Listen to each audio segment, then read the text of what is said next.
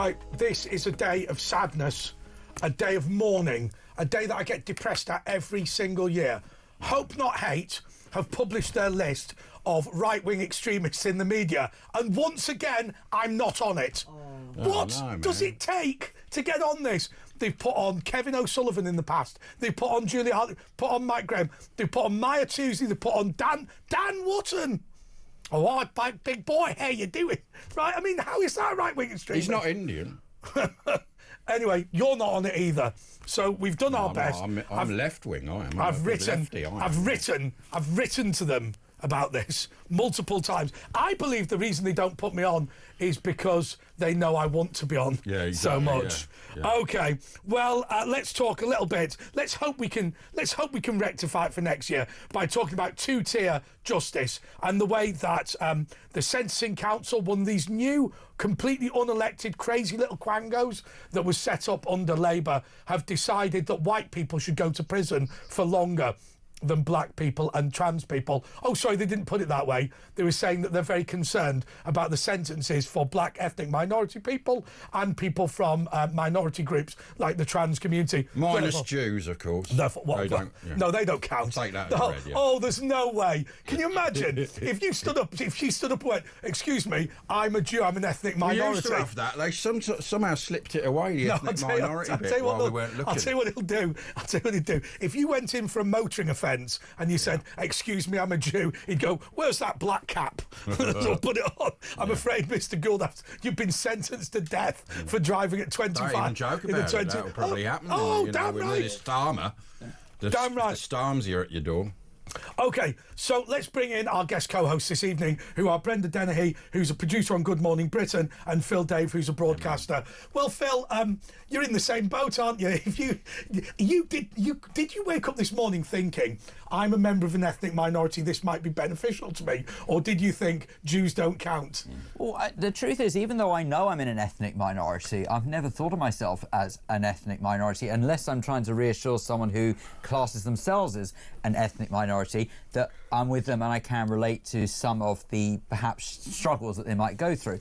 But here's my argument. The reason why I think that I'm not ethnic minority is because I can't think of any other way that we're going to get this blooming country of ours united and just moving forward. I don't want to sound like all sort of power to the people and stuff like that. And you wear Shelby hats and smoke cigars and wear like cravats I don't smoke and anymore, stuff. but yeah. Well, they look like cigars. But often people go the other way, don't they? We've all seen, goodness gracious me, with St John and what's her name. But in all seriousness, you know, I mean, this is just further proof of the powers that be trying to divide and conquer, and it's so blindingly obvious. Just stop falling for this nonsense. When are we going to learn that we shouldn't be pigeonholing people? When are we going to say to ourselves, do you know what? I don't care what colour someone's skin is. I don't care what religion they are. I don't care what sexuality they are. If you've got blood running through your veins, guess what? You're human. I don't care. The BBC's argument, because I mean they had a right go, Robert Jenrick, their argument is that black minority ethnic people get longer sentences than white people. However, it's really important. This is the same as women earn less than men. What they've done is they've taken the total body of ethnic minority people. And by the way, if you're poorer or from an immigrant community, you're more likely to have to commit crime simply because you don't have as much money as a rich person, right? It's fairly obvious. You don't have to commit crime. Well, you don't have to. But no, but I think what Andre means is it's not like because Yeah. someone's an ethnic minority or from a poor background. It's basically because of their situation means that they might be in dire straits to such a degree that they feel like they have no choice but to commit crime. It's not that we condone it or encourage it. It's this causal link thing, Brenda. I remember I had a friend of mine who used to make this joke. He stood up once and he went, "Don't vote Labour. Labour voters are more likely to be crack dealers." Now that is true, but it's only because it's relationship to being from a working class community. It's got nothing to do with voting Labour. Those riots were probably mainly Labour voters in the old days. Absolutely. I think this two-tier justice system is dangerous. Well, I think we'll say the justice system must be fair to all, OK? And it's social engineering gone way too far. It really, really is. I mean, if it was white people, if this was for white men or white females, there'd be absolute war. Yes. There'd be absolute war. The law is meant to be blind. Yeah, absolutely. Exactly, that's why the blindfolds are now. That's what I'm saying, it's meant to be blind, but obviously it's not. She'd have to peek out the little blindfold and see whether you're white or black, and then, that's the new statue with the blindfold on. Although, In the 1970s and 80s, somebody with your accent would have been treated quite badly by the police. Yeah, no blacks, no dogs, no Irish. Absolutely. And no Jews, they got that as well. And I have to say... the East End wasn't that bad for that, though. Wasn't it normally no blacks, no dogs, no Irish? I mean, some might say things come back into fashion. I mean, I've seen that somewhere, but anyway. The very odd time I might get something kind of, a bit of, they might kind of comment and, oh, is it because I was trying to get accommodation here first when I moved over and someone said, oh, is it because you're Irish? And I'm quite shocked. This is only 3 years ago. I was quite shocked. I was like, what's that meant to me? Although I have to love the Irish now. Well, that was said to me, and a couple of times there's been kind of stuff, things would be said. And river dance. Job. Look, do you know what reassurance you need? I get up here, I get up in the desk. St Paddy's Day is bigger here than St George's Day. Well, that's true, but it's bigger all over the world as well, to be honest. Yeah, it's bigger than you know what I mean? The only time, I'll be honest, I don't really need an excuse to have a pint of Guinness. The only time I've ever discriminated against Irish people, I have done it, right, which is probably not legal, but I used to have an Airbnb in Windsor, and whenever the horse... Was it just one Airbnb in Windsor? Whenever the horse racing was on, and somebody contacted me from the Irish Republic, I used to think, I'm not doing this, it'll be 10 blokes on the lash. But it wasn't because they were Irish, it was because they were here on the lash. They were there on the lash, yeah. Well, you'll have Cheltenham now next week. All the Irish will be over. Well, I went on St Patrick's Day to Cheltenham. Oh, do you know the super spreader day? Oh yeah, I remember that 5 years ago. Yeah. God, remember that happening. There was war though on the radio back home in Ireland. There was war. Well, hang on. Super spreader. What do you mean? The COVID thing. There was that, wasn't there? What happened? To remind everybody was. Everybody knew the lockdown was going to come, but the Jockey Club refused to stop Cheltenham simply because shutting Cheltenham down would have cost them about 50 million quid, and the insurance wouldn't pay out because they would have voluntarily cancelled it. So they said, well, if there's no lockdown, we won't stop it. Unless the government tells us to shut it down, we won't. But they got into a lot of trouble. Yeah, there was... Did you get COVID that time? No. No, did you get COVID at all? Well, right, so let me just think about how I'm going to answer that. Right, so I'm self-employed, and if you tested positive for COVID here, they wouldn't let you come to work for 3 weeks, so I never got it. Oh, amazing, isn't it? I never sought any medical treatment. And when I got it, actually, I was employed full-time, and I was like, yes! So delighted, because I was like, get paid to be off. Yeah, mate. I was coming in. I was the only one coming in. I had my own train home. I was like that King Dong-un on the first class. King Dong-un. I used to stack the food, take it home and have lunch. A little trolley, you didn't have to pay for food. For some reason, everything became free. Yeah, so what they used to do was... They couldn't give it away because it was going off otherwise. No, they used to put food up. Well, that was why all the Indian restaurants gave the food to the NHS, because they had fridges full of gear and they didn't want to pay for it to go in the bin. Remember the clapping? Oh, God, I never did Every it. Thursday. Yeah. But then I thought the clapping started going a bit Wednesday? downhill. It was Wednesday. No, it was Thursdays, I thought. I'm sure it was I thought it was Thursday. Tuesdays. Was it? Oh, whatever. Whenever it was, all I know is that it started going a bit downhill when people started banging pots and pans. Yeah. I thought that was a bit annoying. Vulgar. You didn't Yeah, it was a bit Vulgar. annoying, all right. Right, I like that old bloke who was going on about Boris. Come on, Boris! And he did his own clap for Yeah. Boris. And he's going, you at number 28, you come out, you Labour bastard! I was going out on the veranda when it was going on for the show, and I was actually angry. I was the only one who was saying, no, don't do it, stop everyone. And they were all doing it. But they wouldn't did they listen. stop? No, they wouldn't listen, man. Now they're You listening. should have told them on air. They might have heard you then. I know, we were on air, Yeah. The clap for the NHS, venerating them. But on a serious note, I mean, I worry now. You can go on all day about, we shouldn't have, these guys shouldn't have rioted after what happened in Southport. But the reality is, a lot of people feel that they live in a very racist country against white people, and that and that young white. I mean, can you imagine? In particular, white men. Yes, that's right. Okay. Well, I'll tell you what. We're going to go to a break. We'll be back in a moment.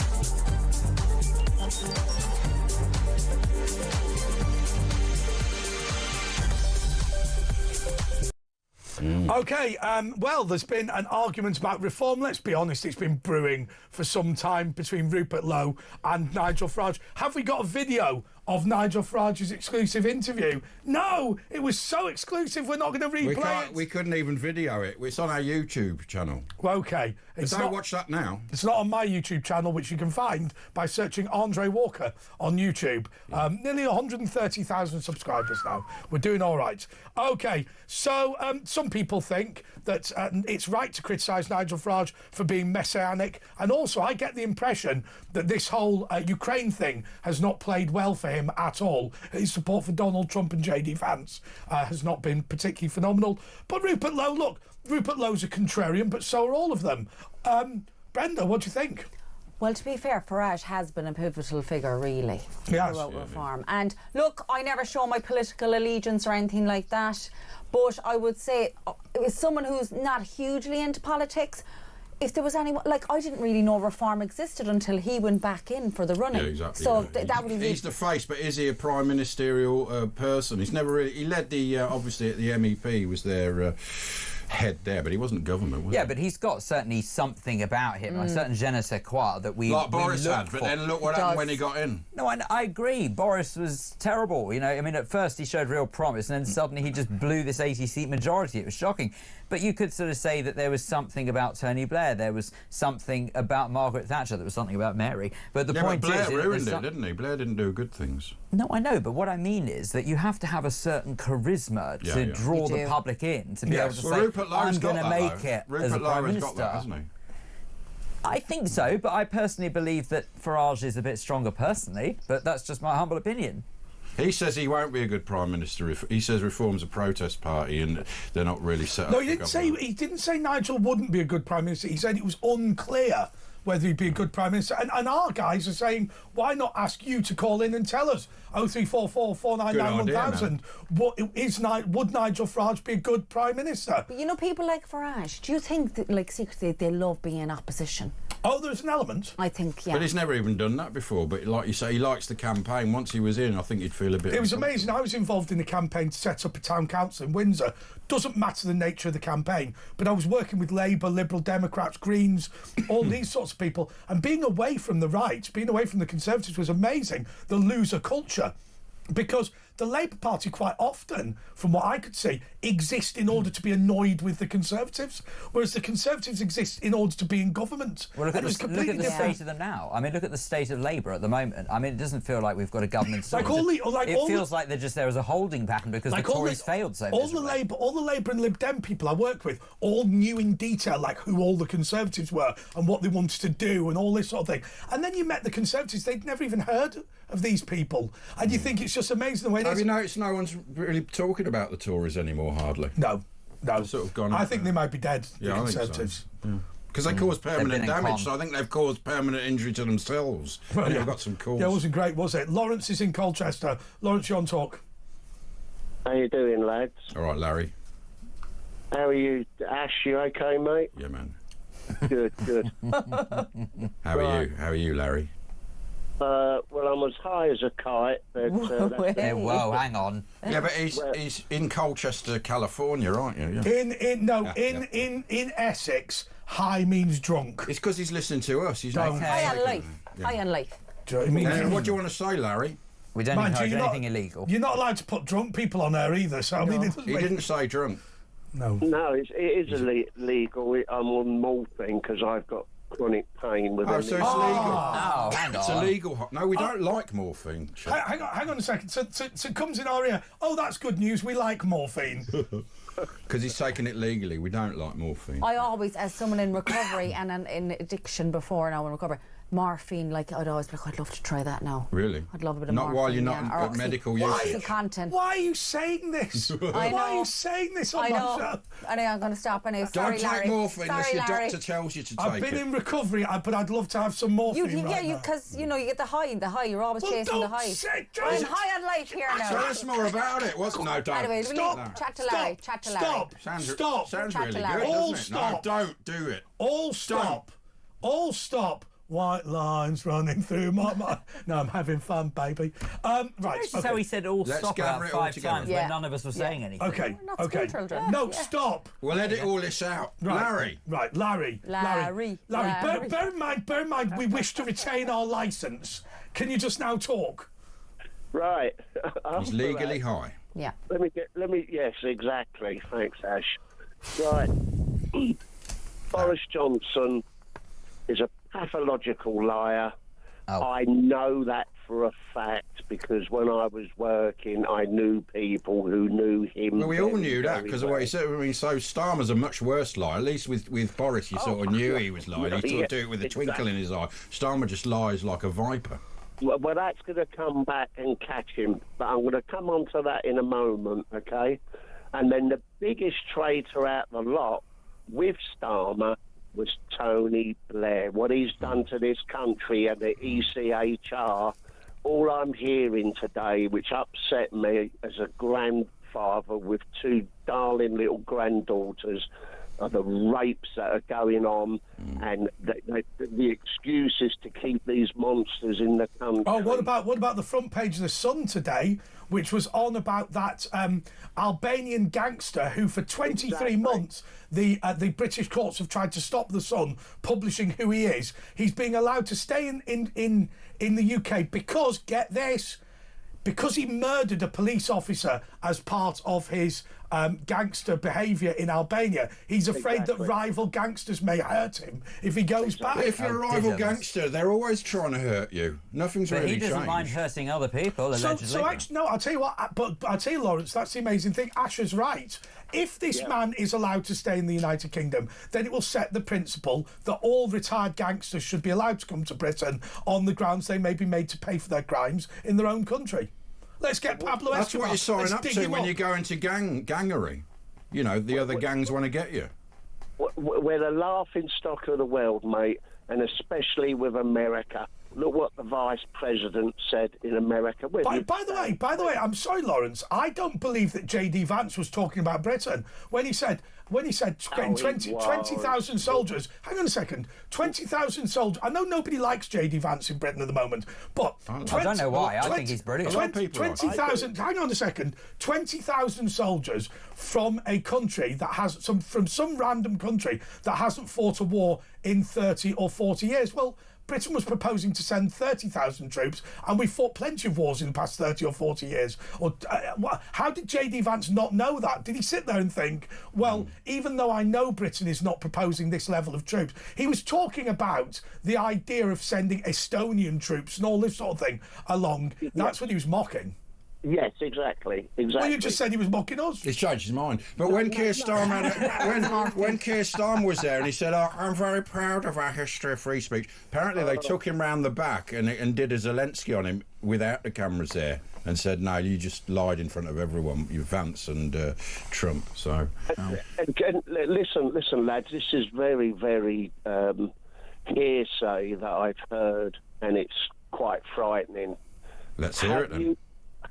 It's not on social media for obvious reasons, but do you know that there's going to be a big march in Birmingham next month?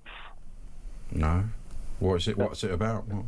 Well, it's all the football supporters from the clubs from around the country are going up to Birmingham, so I hear, to march against Islamic threats. Well, we don't know that, but it's from Larry. It's a very good source. Thanks, Larry. Well, I mean, I'm not being funny, but if it's to be fair, he didn't give a date or time or anything, so I'm not being funny. Also, he didn't give details of who it was, where they were going, when they were going, what time they were going, what exactly they were protesting against, apart from Islam. He said people who have an interest in football might be going to Birmingham. Can I tell you, that is almost certainly a factually accurate statement. Yeah. Happens every week, doesn't it? Okay. Danny in London. Dan, you're on talk. Hi, how you doing? You alright? Doing all right. What are you high on? No, don't tell us. He's under a pillow by the sound of it. Yeah. What? Are you on hand-free? I'm definitely not high on anything. Can you use your hand, please, Danny? Sorry, one Oh, where's his Danny, hand been? come on. Are you under a pillow, man? Wash your hand. Hear me now? There we go. Hear me Come here now. now. Come on, Danny. Sorry, yeah. Basically, what I want to ask is why the leader or the ex-leader of the House of Commons, Lindsay, has spent £180,000 on private jets. Because he's living it up big time. Isn't Well, I'll tell you. And also, Speaker, I would not leader. like to say, sorry, while I get airtime, when Tommy Robinson is released, he will be a confidant and an advisor to Donald Trump. And he's right, and now everyone's going to know what's really going on. He could declare asylum, couldn't he? Why- A political why asylum in the Sadiq States. Khan- Why is Sadiq Khan Yeah. not following through on this? And this is just totally unacceptable.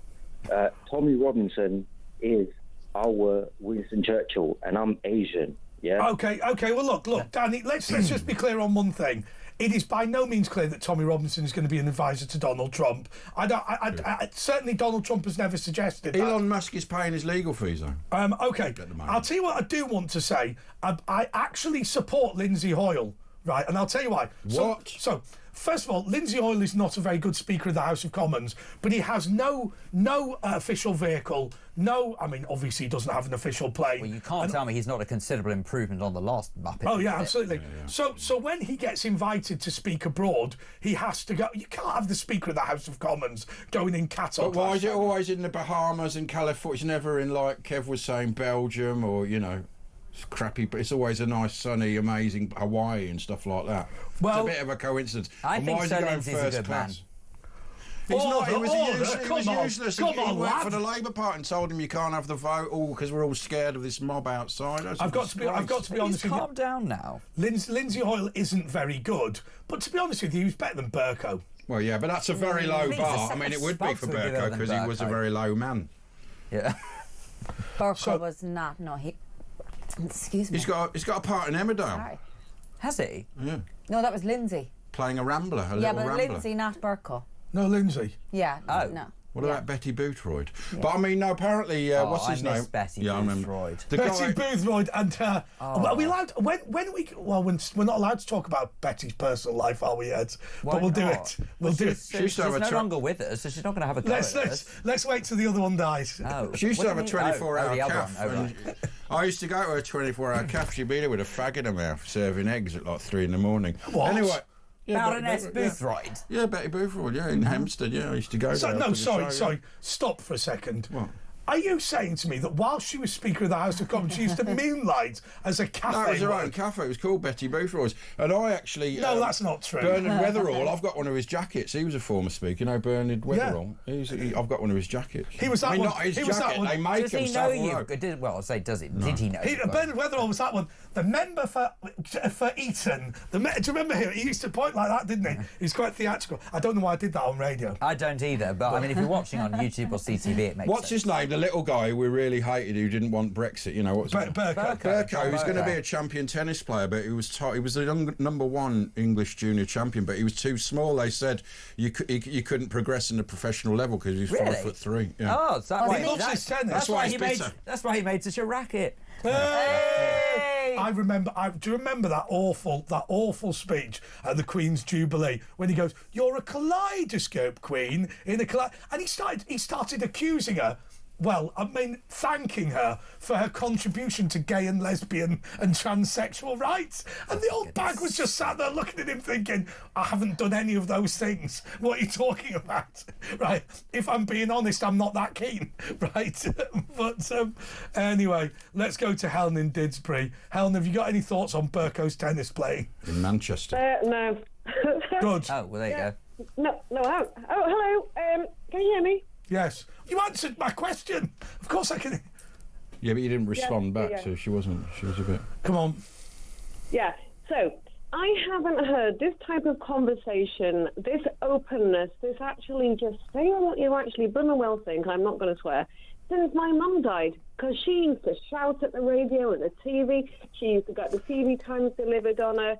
Radio Times delivered on a Tuesday, scribble out everyone's face with a big black marker pen if she didn't like him. First one to go was Gordon Ramsay, and I love Gordon. Gordon rock.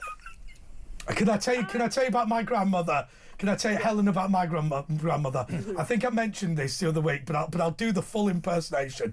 Go on. She used to always say, I love that Michael Barrymore. Ah, he's a lovely man. I love that Michael Barrymore. What, he bought his mother a house. He's a lovely man, Michael Barrymore.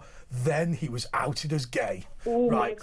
And she said, and so she said, so I used to go, Gran, have you not watched Michael Barrymore? She goes, I wouldn't watch that filthy beast. I wouldn't watch it. I say to Terry, you turn that off. I wouldn't watch what he does to other men. No, I wouldn't watch it. I would not watch it. I wouldn't watch it. Oh, Barrymore. Yeah, but here's the He thing. was blooming brilliant. My mum had no reason to dislike. My grandmother had reasons to dislike everyone, if I'm being totally Just because he turned out to be gay. Yeah, no, she said, and I quote, what he does to other men, no, I wouldn't watch it. I wouldn't watch it. That filthy beast. Helen, do you remember Video Plus? Did your mum ever get that from the Radio Times? It's a little series of numbers next to next to the synopsis of the and then programme. it would record it. And you'd put, we used to think it was amazing in our house. It was like the future, wasn't it? It was like you tap in these numbers. Brenda, tell us what on a Video Plus you won't VCR. remember it, will you? I'm too young. Too young, man. I'm only wind you up. I wasn't. We didn't get the Radio Times in Ireland. Yeah. Oh. Yeah. 'Cause you didn't But the deserve TV Times sort of had Video Plus. Yeah. Sorry, Helen. Sorry. Yeah, we used to go like this. Tape it. You know, if there was something you wanted to watch. Yeah, tape it. So did you watch our telly in Ireland that we paid for with our licences? Remember we had like RT's our national broadcaster, so we'd RT1. Russia and Today? 2. No, RT Radio Telefish Éireann. So radio, television. But you could pick up the BBC, Ireland. couldn't you? Well, yeah, we could. But then the Skybox came in. Was that 1989 or something? Yeah. The Sky. Do you know the best? satellite? Do you know the best thing the Irish did about broadcasting? And most people don't know this, but everybody in this studio, I bet, will know it. Every single country was given a long-wave national radio station, but the Irish never used theirs. And so a group of enterprising Brits said, let's set up a station in Ireland that broadcast Atlantic 252. Atlantic 252. Yes, I remember that, James Dusty Wales Rhodes. had a show because it Dusty used to be Rhodes. part of the same group as here, and they go to Northern Ireland, I think it was. No, it wasn't. It's in the Republic. It was it in the illegal. Republic? It was an illegal radio Yeah, station. no, I remember. Was it on a listening boat? to it. Was Yeah, it was like on a one of those boat. boats? That was Radio No, Caroline. I've seen the film. They're all on a With boat. Atlantic 252. It was Dusty crazy. Rhodes. No, it wasn't on a boat. And is anyone listening? It was Ireland's national long-wave broadcaster, but they Atlantic didn't 252. use the signal. So it was bought There must have officially. very few listeners. Yeah. No, officially. It's actually really popular. OSC. It was No. big. So just to be clear, they bought. Said they never used the bought. airwaves. No, right. So It was I'll say 12:15, wasn't it? Third time. 12:15. Third Yeah. time. Here we go. Third time. Right. So every country in the world has its own long-wave station. Yes. The Irish didn't use theirs, so somebody bought the license didn't you instead use it? and started You wanna using pay, I it suppose? and broadcast Atlantic 252. It was great. Dusty And it was Rhodes. country. It was country as well. I remember we had a little Yeah. country show. It was just in a cupboard at work. And then obviously Sky came in the satellite then, and was it 1989? And then we had that, and then This we got to is see what the this Brits is had. Sky One. We need to give Helen the conch. She wants sorry, to say Helen. something. Sorry, Helen. Hello, Helen. Here is the conch, Helen. I love this. I love this. Everyone chatting and saying what they think. Here's the thing, right? I do not rein myself in either, because here's the thing. What is the point? Right, I am having to deal with estate agents and solicitors on a regular basis, and let me tell you, they are morons. Who is? But they can't all be Estate morons. Oh yeah. Estate agents and solicitors. Okay, apart from that, right, okay. So going back pre-COVID, what I call I won't say the actual. Can I swear? Is it all right? Ideally not, please. No. Okay, I won't. No, I won't. Anyway, pre, if you know what I mean, begins with an S, ends with a C. Before COVID, right? I was singing in a rock band. I was a professional singer for 30 years, so I didn't even used to really watch TV. I was too busy going out gigging. I started off doing the working men's. I'm from Yorkshire. Did the working men's in Yorkshire. I was resident singer at the Ritz, and I used to go here, there, and everywhere and sing and meet people and just have an ace time. It was brilliant. And then it all ended. Helen, what was your group called? Yeah. Oh, I can't say. Well, loads. Helen and the Satanists. Oh. No. Helen on Earth. Helen and Troy and the Trojans. What was your look? Was it like Bonnie Tyler sort of thing? That's what I imagine her body. I mean, I've got the hair, and I was a rocker, leather jacket, ripped jeans, that kind of thing. But I was resident singer at the Ritz, and by the way, no, Claire not from like. Steps. What? Hang on a minute. Paige Are from you Steps. praying against someone else's heart. Woo! I can do all of that, you know, but I mean, Well, don't you know stop. what? Well, I was getting. Just was lose it. amazing. I was Come just on, losing. Helen. Come on. I love that. Have you ever seen that on Rock Profiles where it gives these fake facts about bands? And one of the facts was at any one time, one member of Steps is not being spoken to by the other members of the band. Whilst this person rotates round, it's normally the fat one with the braces. Oh, I thought you were going to say they're on the naughty No, step. listen, okay, right, so I love Freddie Mercury, right? I absolutely love amen Freddie to that. Mercury. Yeah, he died. Well, yeah, I know. But no, he's living through me because whenever I did a gig and I used board or whatever, I'd honestly look up to the Artex in the pub I was singing or something like that, and I'd go, Freddie, rah. And then I'd go... You do what? Hang Did on, you summoned Freddie Mercury's spirit into you? Helen, wait, why did you look at the Artex? She was summoning the spirit of Freddie Mercury. Well, actually... No, what happens is, no, sorry, excuse me, I think that was very clear. Three-dimensional wallpaper reminded her of Freddie Mercury. But why? I don't know. Why did three-dimensional wallpaper? Artex when I said it, to be honest. What was it about Artex? Would flock wallpaper have reminded you of, say, Elvis? Flock, I say. No, well, the flock. What did you think of when you looked at Anaglypta? What did the audience do when you looked up? What did the audience do as you were summoning the spirit of Freddie Mercury? Started painting the Artex. So she looked at the Artex and she went, dee-da-da, Did you actually stop the gig and just silently look up, or were you carrying on You singing? noticed nobody had a clue that was that.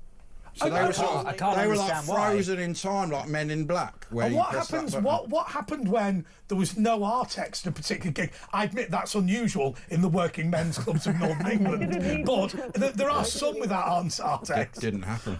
No, I was looking at my own Artex when I said it. It just. So you took your own Artex to the gig and attached it to the In ceiling. my kitchen. I've got my own Artex in my kitchen right now. I was just looking at it.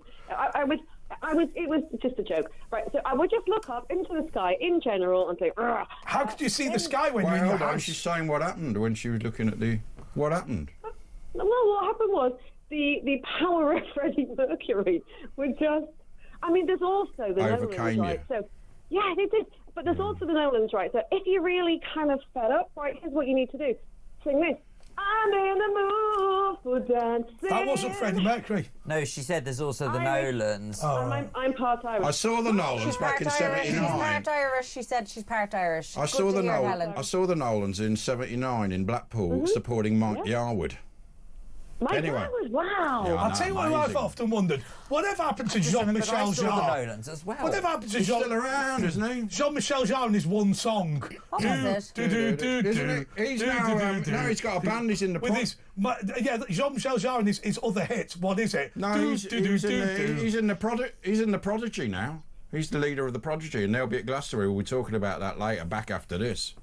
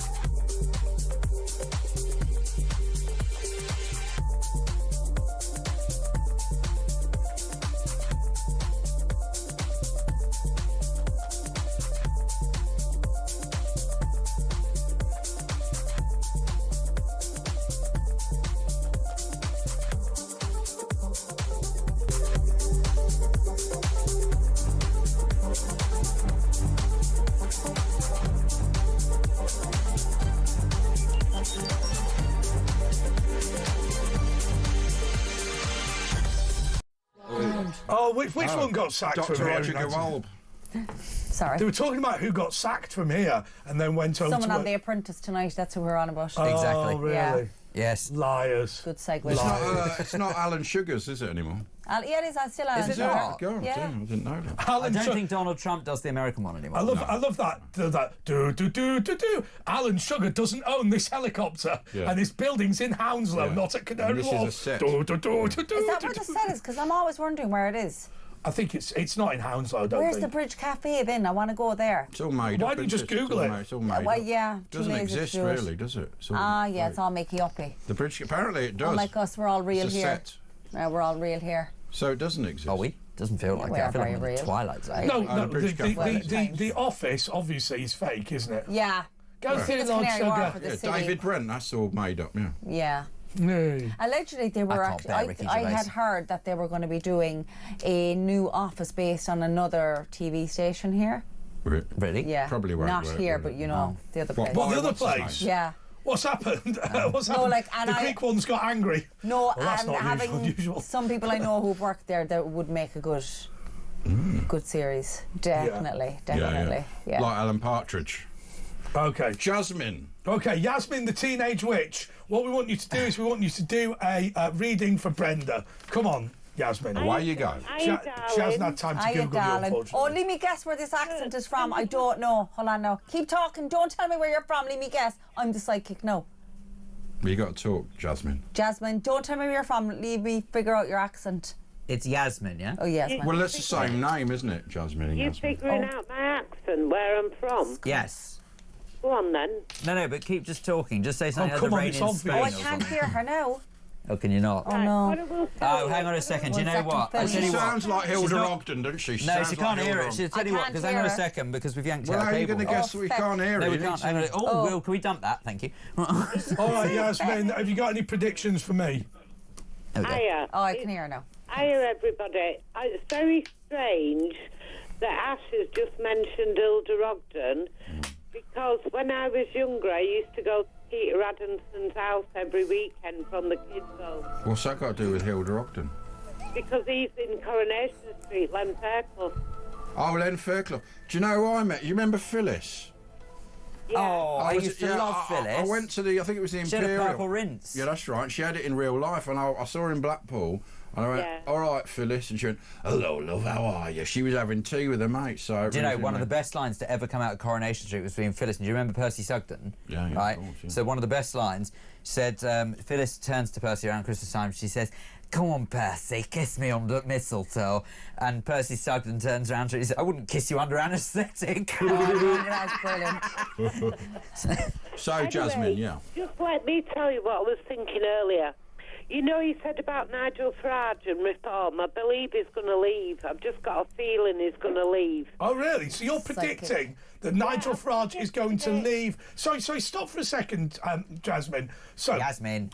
you phoned us up to say that today there's the big debate between Rupert and Nigel, and you're going to predict, as a professional clairvoyant, that Nigel is going to leave Reform. Explain. Yeah, in about 18 months, yeah. Why? Within the next 18 months. What will be the catalyst? All I know is that's going to happen. And Rupert Everett's going to take Write it over. down in your diary, and you can check it. You can fact check me in 18 months because you'll see. Well, I'm I've right. forgotten then. That's what you're banking on. But you've isn't got it, to, Jasmine? you've got to. But hang on a second. Get your cards out, or have your ciggy and do your breathing, right? But basically, tell us why he's going to leave in 18 months. What's She just going said on? she doesn't know. Well, I feel. make it up. I'm not making anything Oh, up. of course, you make it all up. It's I feel horrible. it's going to be ousted out. Oh, Ousted. he's going to be Oh. ousted by out, whom? And I feel it's going to make more money in America than Britain. I mean, I feel like you don't need to be psychic to know that. I'm not going to lie. Like Boris does. But he doesn't really know anyone in the States, does he? He's got no friends there, has he? And the other thing is, also, I wish Reform would say more about what the policies are. Well, they don't know yet. They've got to get into power first. So you fear that Farage might be lightweight? No, I mean, says the clairvoyant, who's good lightweight friends with is Percy brilliant. Sugden. I like Farage. My I know it mum's was Len got Fa- a pillow with his picture. Never mind on. all that. Tell us about your childhood with Len Fairclough. You can't say that. He was a She said shopkeeper. she got a pillow with Nigel Farage on. And she sits on it. What is it? I was in a care home. Oh, yeah, that's and right, yeah. Fairclough used to visit and take us all swimming, and then we used to visit him. It was all right, was it? At Bassfield South in Bury, at his house, with his wife Jean and his 2 sons. Did he ever take you on a tour to the shop, his little shop? Len Fairclough didn't have a shop. I thought Len Fairclough was the I've got to be honest with you. I've got to be honest with you. And I'm not going to make jokes here, but a children's home where celebrities pick up the kids and take them swimming. Yeah, it doesn't sound very Well, it doesn't sound very wholesome, does it? Andy also took us to the theatre, and he wanted to adopt me, and so did Jean, his wife. Oh, so he's clearly a nice I think it's bloke. good that you... I think it's important we clarified that. And that was in the 70s. No, it's fine. It was acceptable. Oh, But anyway, getting back to psychic things. Oh, if yeah, you I'd love want. if she could do a reading. on Brenda's me. reading, please, reading. Jasmine. Right, first of all, that lady with the Jasmine. blonde hair. Yeah. What I saw for you was you're going to be doing some travelling pretty soon, and Yeah, she's got a cab at midnight, is it? going to be something Stop. What else did you say, There's going Yasmin? to be flying, travelling. There's going to be something happening. I can't talk because the music's too loud. Okay. Turn on the music. There's something going to be happening to do with the work because I feel as though she's in a very competitive line of business. I also feel as though she's going to get an offer having a coffee with somebody, and it's going to be about a new programming, and that programming is going to be connected to what is YouTube. Come on, Jasmine, think. And I also Yasmin. feel as though I get the word director over her head. So she's going to be some kind of director or something, or directing something. Directing traffic. Yeah, it's amazing, Yasmin, given that we said that she was a producer on Good Morning No, Britain, let me that you explain. suggested that she'd have a Let me coffee. No, hang on, have a coffee with somebody, perhaps in television, and she might direct something And or it's something. amazing to think that she works in a competitive industry. She's going to be given an offer. She's going to be given... Google predicted it. Over coffee, she's given an offer to be a director, yeah? Okay, within the next 12 weeks, she's going to be given an offer Okay, for very a good. programme that is going to be world famous, more better than Return what to Gaza, life in a war zone. And I also feel she's going to have a big connection with America. Oh, That's what I'm in seeing. fairness, Maybe. unless she follows me on Instagram, she's gotten the travel thing right I because. don't know what Instagram is, love. Right, okay, Oh. love. Because. Hang on, how can you be psychic and not know what Instagram is? Yeah, you probably Can you read haven't minds? planned her. All right, come on, Yasmin. Because I've got a visual impairment. Okay. So I'm no Oh, good don't at know. Now no, look that what just you've makes me done. feel Oh, guilty. I'm Yeah, sorry. no, but. No. And Right. well, she's writing the travel thing because I'm going to Sorry. Australia for my 40th You're birthday right, in Jasmine. a couple of weeks Yeah. on my own. And then on the America thing, I want to move to America in a year's time Oh, or so. well, But every Irish person wants to move to America. Not everyone This does. principle has been Actually, established. no. You know potatoes have I'm grown getting back now, right? I'm getting a lot. Sorry, When go on, you, Yasmin. when you go to Australia, always check your shoes, darling. Right, why? What's why I need to check my Spiders shoes? And scorpions and Oh, scorpions. sure.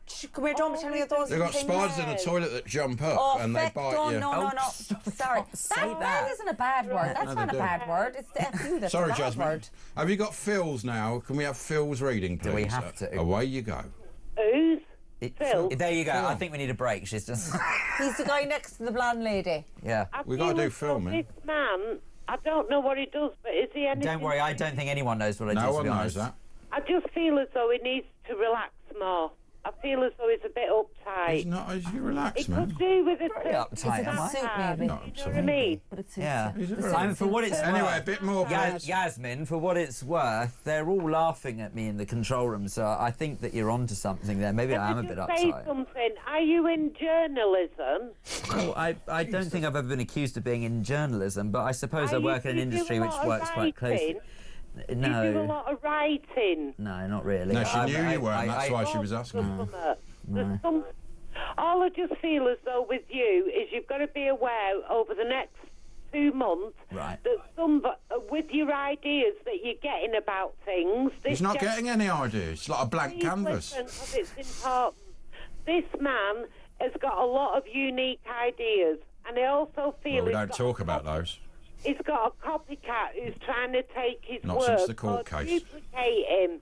Now, okay, so hang on, Yasmin. Okay, this is very interesting. I genuinely can't go into details, but I know. But it's fascinating you say this because I am working on an idea at the moment. Right, it is true. What's the idea, Jasmine? Hang on. Stop. Let him respond. Hang on. I am working on an idea at the moment, and I can't go into too much detail. I know that sounds Jasmine will tell us. I know it sounds really awful to say it, but trust me. And curiously enough, yesterday, one of my colleagues who I'm working with it said he thinks that someone's trying to poach that idea. Who? Yeah, So that's really interesting that you say that. Is it called plagiarism? Yes. People taking your ideas. Never tell anyone your ideas, Phil. I haven't. They're trying to Only the make people I'm money working off with. No, don't tell them either. They're the worst. Your brain.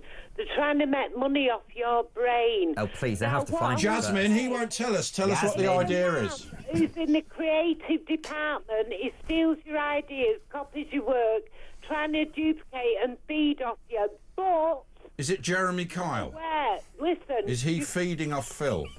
He is. Somebody feed Phil. Who's feeding from Phil?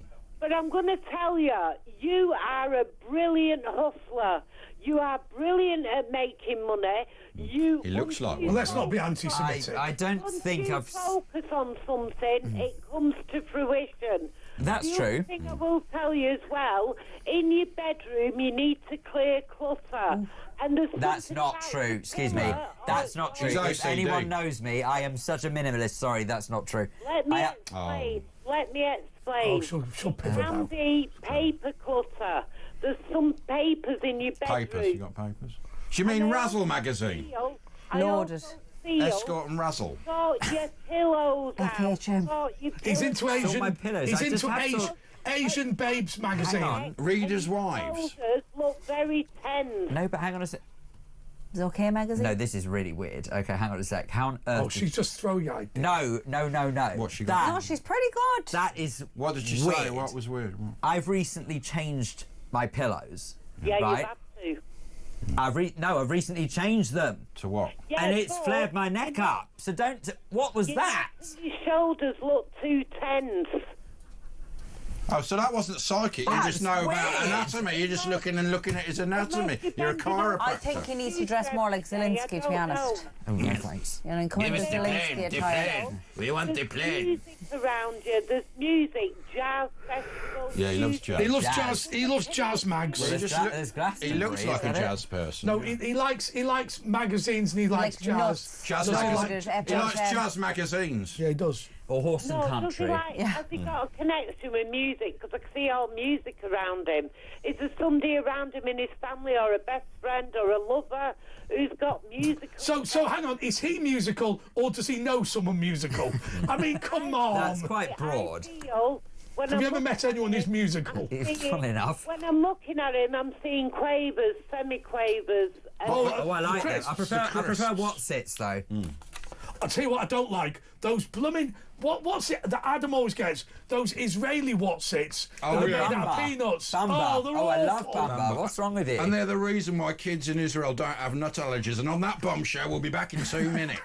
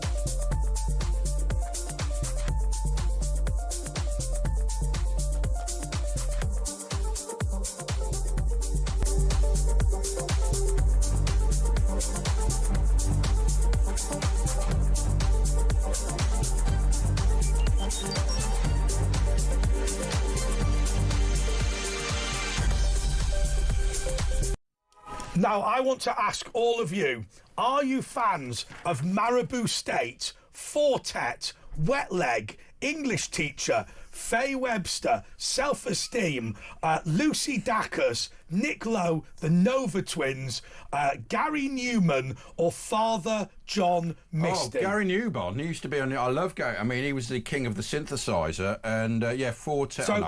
So if you are, here's the Glastonbury. If you are a fan of all those, you can go to Glastonbury this year from the 25th to 29th of June. There's the headline acts on Sunday include Olivia Rodrigo, Wolf Alice, Jordan Smith, Over I saw Rolf Harris at Glastonbury. It's Georgia Smith, but spelt in a really daft way. Goat, Joy, and no, Goat is what it's called. Goat playing twice. Goat, yeah, Sprint, St Vincent, the Big Moon, which is basically. But look who's at the low in the bill. Big bands like the Selector, Maccabees, the Scissor Sister, Kaiser Chefs. They're down at the bottom. Oh, it's the Kaiser. Yeah, this is the Kaiser. Well, just to be clear, Bob Villain. There's a guy called Bob Villain. Bob Villain is clearly just a tribute act. What about Japanese breakfast? Right? Who are these people? I want to know why on earth it is that there's someone who's appearing on Friday called Wonder Horse, which they've decided to do as one word. Champion the Wonder Horse. They've spelt as W-U because they probably think it's trendy. It's cool. I think it's ridiculous. The Wonder Horse. Yeah. Future Islands, AJ Tracy, Girl in Red. I mean, I'm struggling here. There's a year, 1975, a year as performance. Floating Points. There are a couple of names, Buster Rhyme, Alanis Morissette, Neil Young and the Chrome Hearts, Rod Stewart, but that's Rory Stewart. His real name's Rod. He's the Prodigy. Charlie XX, she's pretty big. Niall Rodger. Right, I love the way. Hang on a second. Is that Ray Reardon? Hang on a second. I love the way that the script are playing immediately before TV on the radio. Yeah, I quite like the fact there's a band called Weezer. They had Buddy Holly. Did they? No, he died a long time ago. No, did they not have Teenage Dirtbag? Oh, Weezer was that's right. Teenage Dirtbag was Weezer. Yeah. The one I'm singing, I'm wrong. American Pie, yeah. Burning Spear, they're a reggae band. Now, they're good. do you know who else was on the flight that killed Buddy Holly? There's one for 10 the points. Big Bopper the Big Bopper and the guy from La Bamba. Richie Valens. Richie Valens, yeah. Then Snow Patrol on Sunday. They're quite a big band. They're way down the bottom. I know, loads of them. Fat Boy Slim's really low down. He's pretty cool, Norman But Cook. he's no good since hang on, we're Johnny both Ball right. left him. Yeah. Buddy Holly is by Weezer as well. Yeah.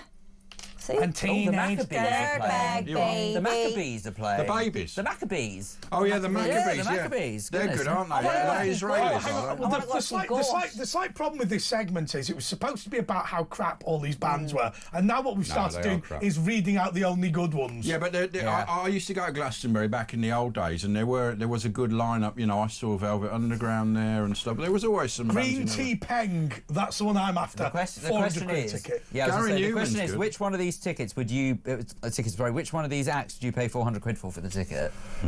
Without a doubt. Knowing that you're going to be supporting Oxfam.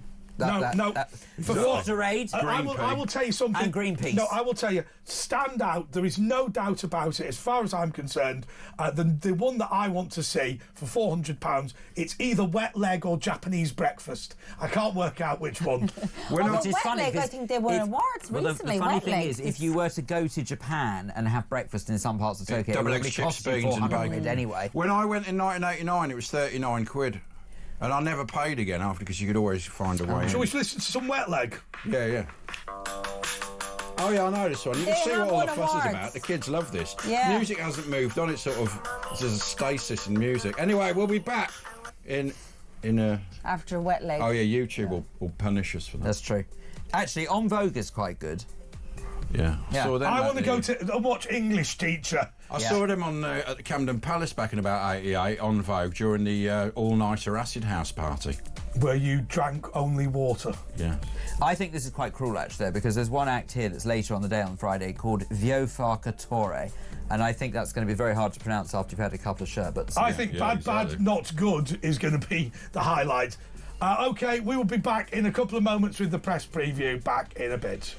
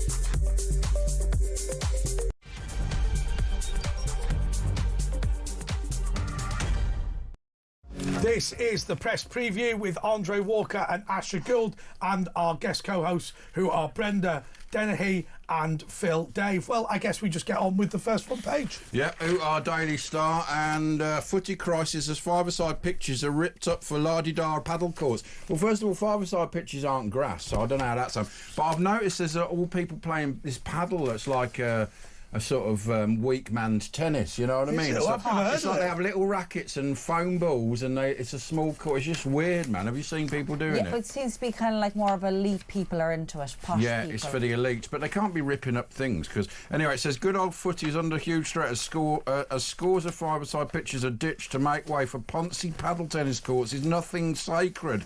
It is a disgrace. But, yeah, of course, five-a-side... you can get more people on, can't you? I'll tell you something about those AstroTurf pitches. I've got a friend of mine who liked rugby, started playing there, scratched all of his leg, and can I tell you one thing? It burns you. No, forget about the burns. You can't. People spit all over them. Oh, yeah. Well, it's not grass. It doesn't wash away. Yeah. It just sits there and bakes in the sun. Yeah. And when you scratch your legs on it, it's like 500 needles injecting whatever filth. Because a human bite is worse than an animal bite. You should get all injections because, of course, they're more related to you. HIV as well. You can get HIV. So the reality, I hadn't realised this. It's like, do you know, you need to wash AstroTurf because the water doesn't drain away. It's disgusting, Oh, that's grim. And you burn it. You actually get No. proper burns on it. And I did it once, and you get scabs, and then if you go the next week, it hits the scabs, and it's the most painful thing. So I had a friend of mine once again, you know, quite an elite young rugby player who literally had part of his leg surgically removed because basically they said, oh, it's been a hot summer, 50 people have spat on this floor and none of it's gone anywhere. It's just dried and just festered. Dried spittle. I had a mate who played rugby union. Stop talking about that. He had smashed teeth. He broke both his legs. It's a bit of a dangerous sport, that rugby, I tell you. Anyway. Especially nowadays with all these blokes in the women's teams. Get out of my pub. The Duke sign has been axed. I think it was the Duke of York. And bubble tea boom. Why? What is bubble? Have you ever had bubble tea? No, I'm not a tea drinker. Do you know what bubbles in your tea? It's not even tea. It's what is it? grim. Do you know what it is? It's basically... It's tapioca. Yeah, okay, well, what he said, but it's some... I thought that's a singing thing. Where tapioca is that's that Japanese awful... singing. Tapioca is that awful dessert they used to serve in schools in the 1970s. It's just revolting. I mean, what have you got? This enormous straw that looks like a drain pipe shoved into the middle of a plastic cup. And it's not tea. Probably not that great for the environment anyway. It's not a real tea. It tastes nothing like tea. It's just horrible. I tried it once. There's a friend of mine who took me to some place in Kensington, I think it was, or something like that. It absolutely raved about it and said, you've got to try this. I'm obsessed. And they have bubble waffle. What's a bubble waffle?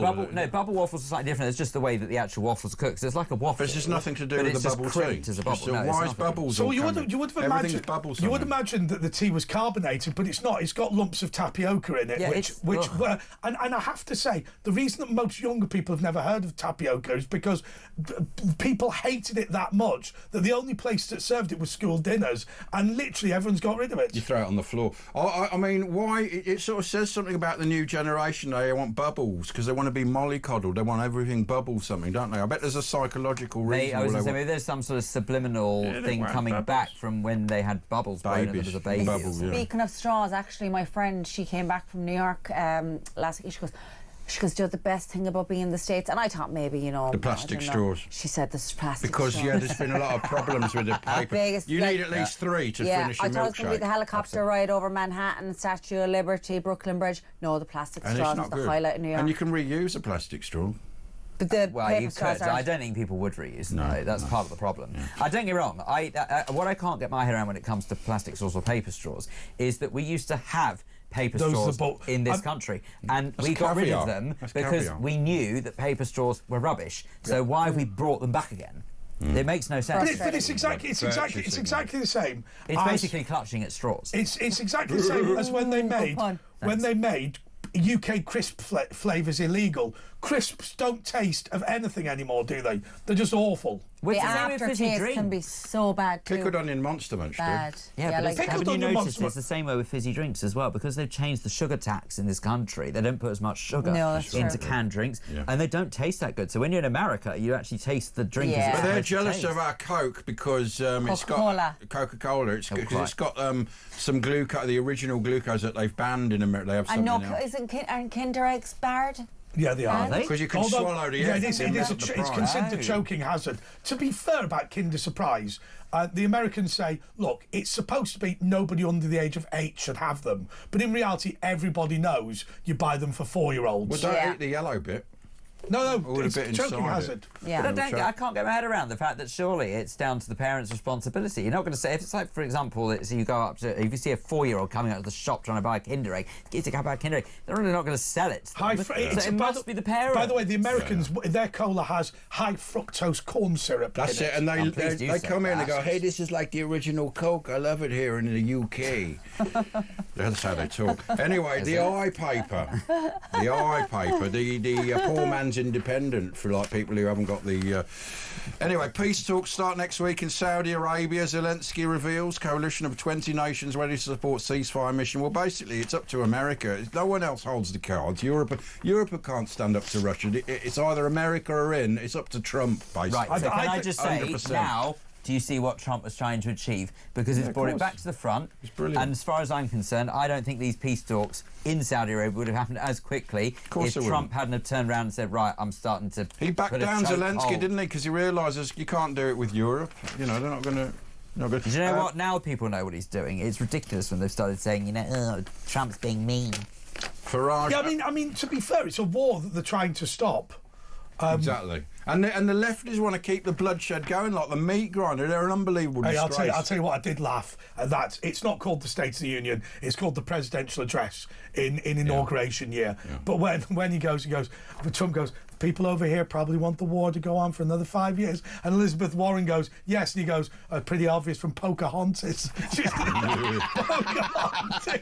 But for those listening who don't probably shouldn't laugh at that. Elizabeth Warren got into university. No, but she made it all up. Claiming that she was partly Native American. So he calls her Pocahontas. Yeah, but they did her DNA and she had 0%. 0%. So we're more red Indian than so good. They'll probably Native blame American. Trump for removing that from her. Although they call themselves Indians, they call themselves the Association of American Indians. So they call themselves red. Shouldn't they be red Americans? I mean, no. The problem is, I understand the reason they're called Indians is very simply this: Christopher Columbus was not the first man to know that the Earth was round. Right? He wasn't. What he'd done and what was controversial was he claimed that if you sailed 2,000 miles, you would get to India.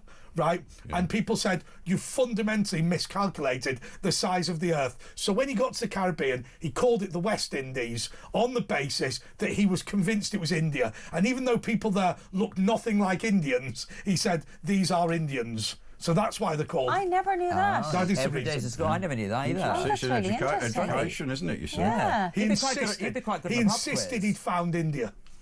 He insisted. And of course, the reality is, I think it was Pythagoras who first realised that you see the top of a boat before you see the bottom of the boat when it sails into the port. Therefore, he could calculate. He'd already calculated the shape of the Earth, and he believed that, what was it? There were 360 days in a year, which is why you have 360 degrees on a protractor. They found DNA, Chinese DNA, and they basically went across the top Siberia and came down to the Americas. Down there, apparently. Absolutely. That's the word on the street. Wow. Farage earned 650 grand outside Westminster, but Clacton voters don't seem to mind. Well, of course, why are they all jealous of what his money? You know, he's working. I'll tell you what was amazing that I discovered. I've got a very dear friend of mine who I love to bits, who said to me, Andre, can you give me Nigel Farage's phone number? Because Nigel Farage sent me a special birthday message. Now, this man does not know about Cameo. Yeah. He doesn't know.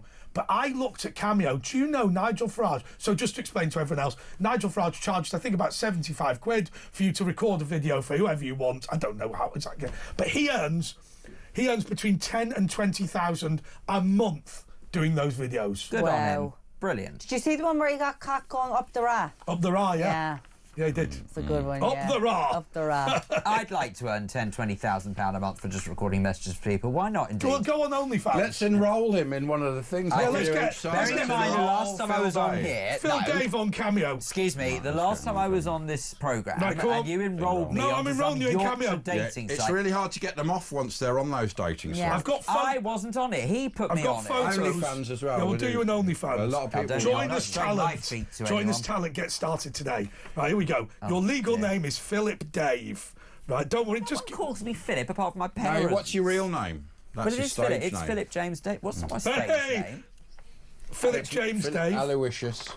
Aloysius. What a great name, Aloysius. Don't you go for they them? Go for they them. Just no, that's out of fashion now. You don't display name Phil Dave. Please, no, Dave don't ever refer to me as they. Phil.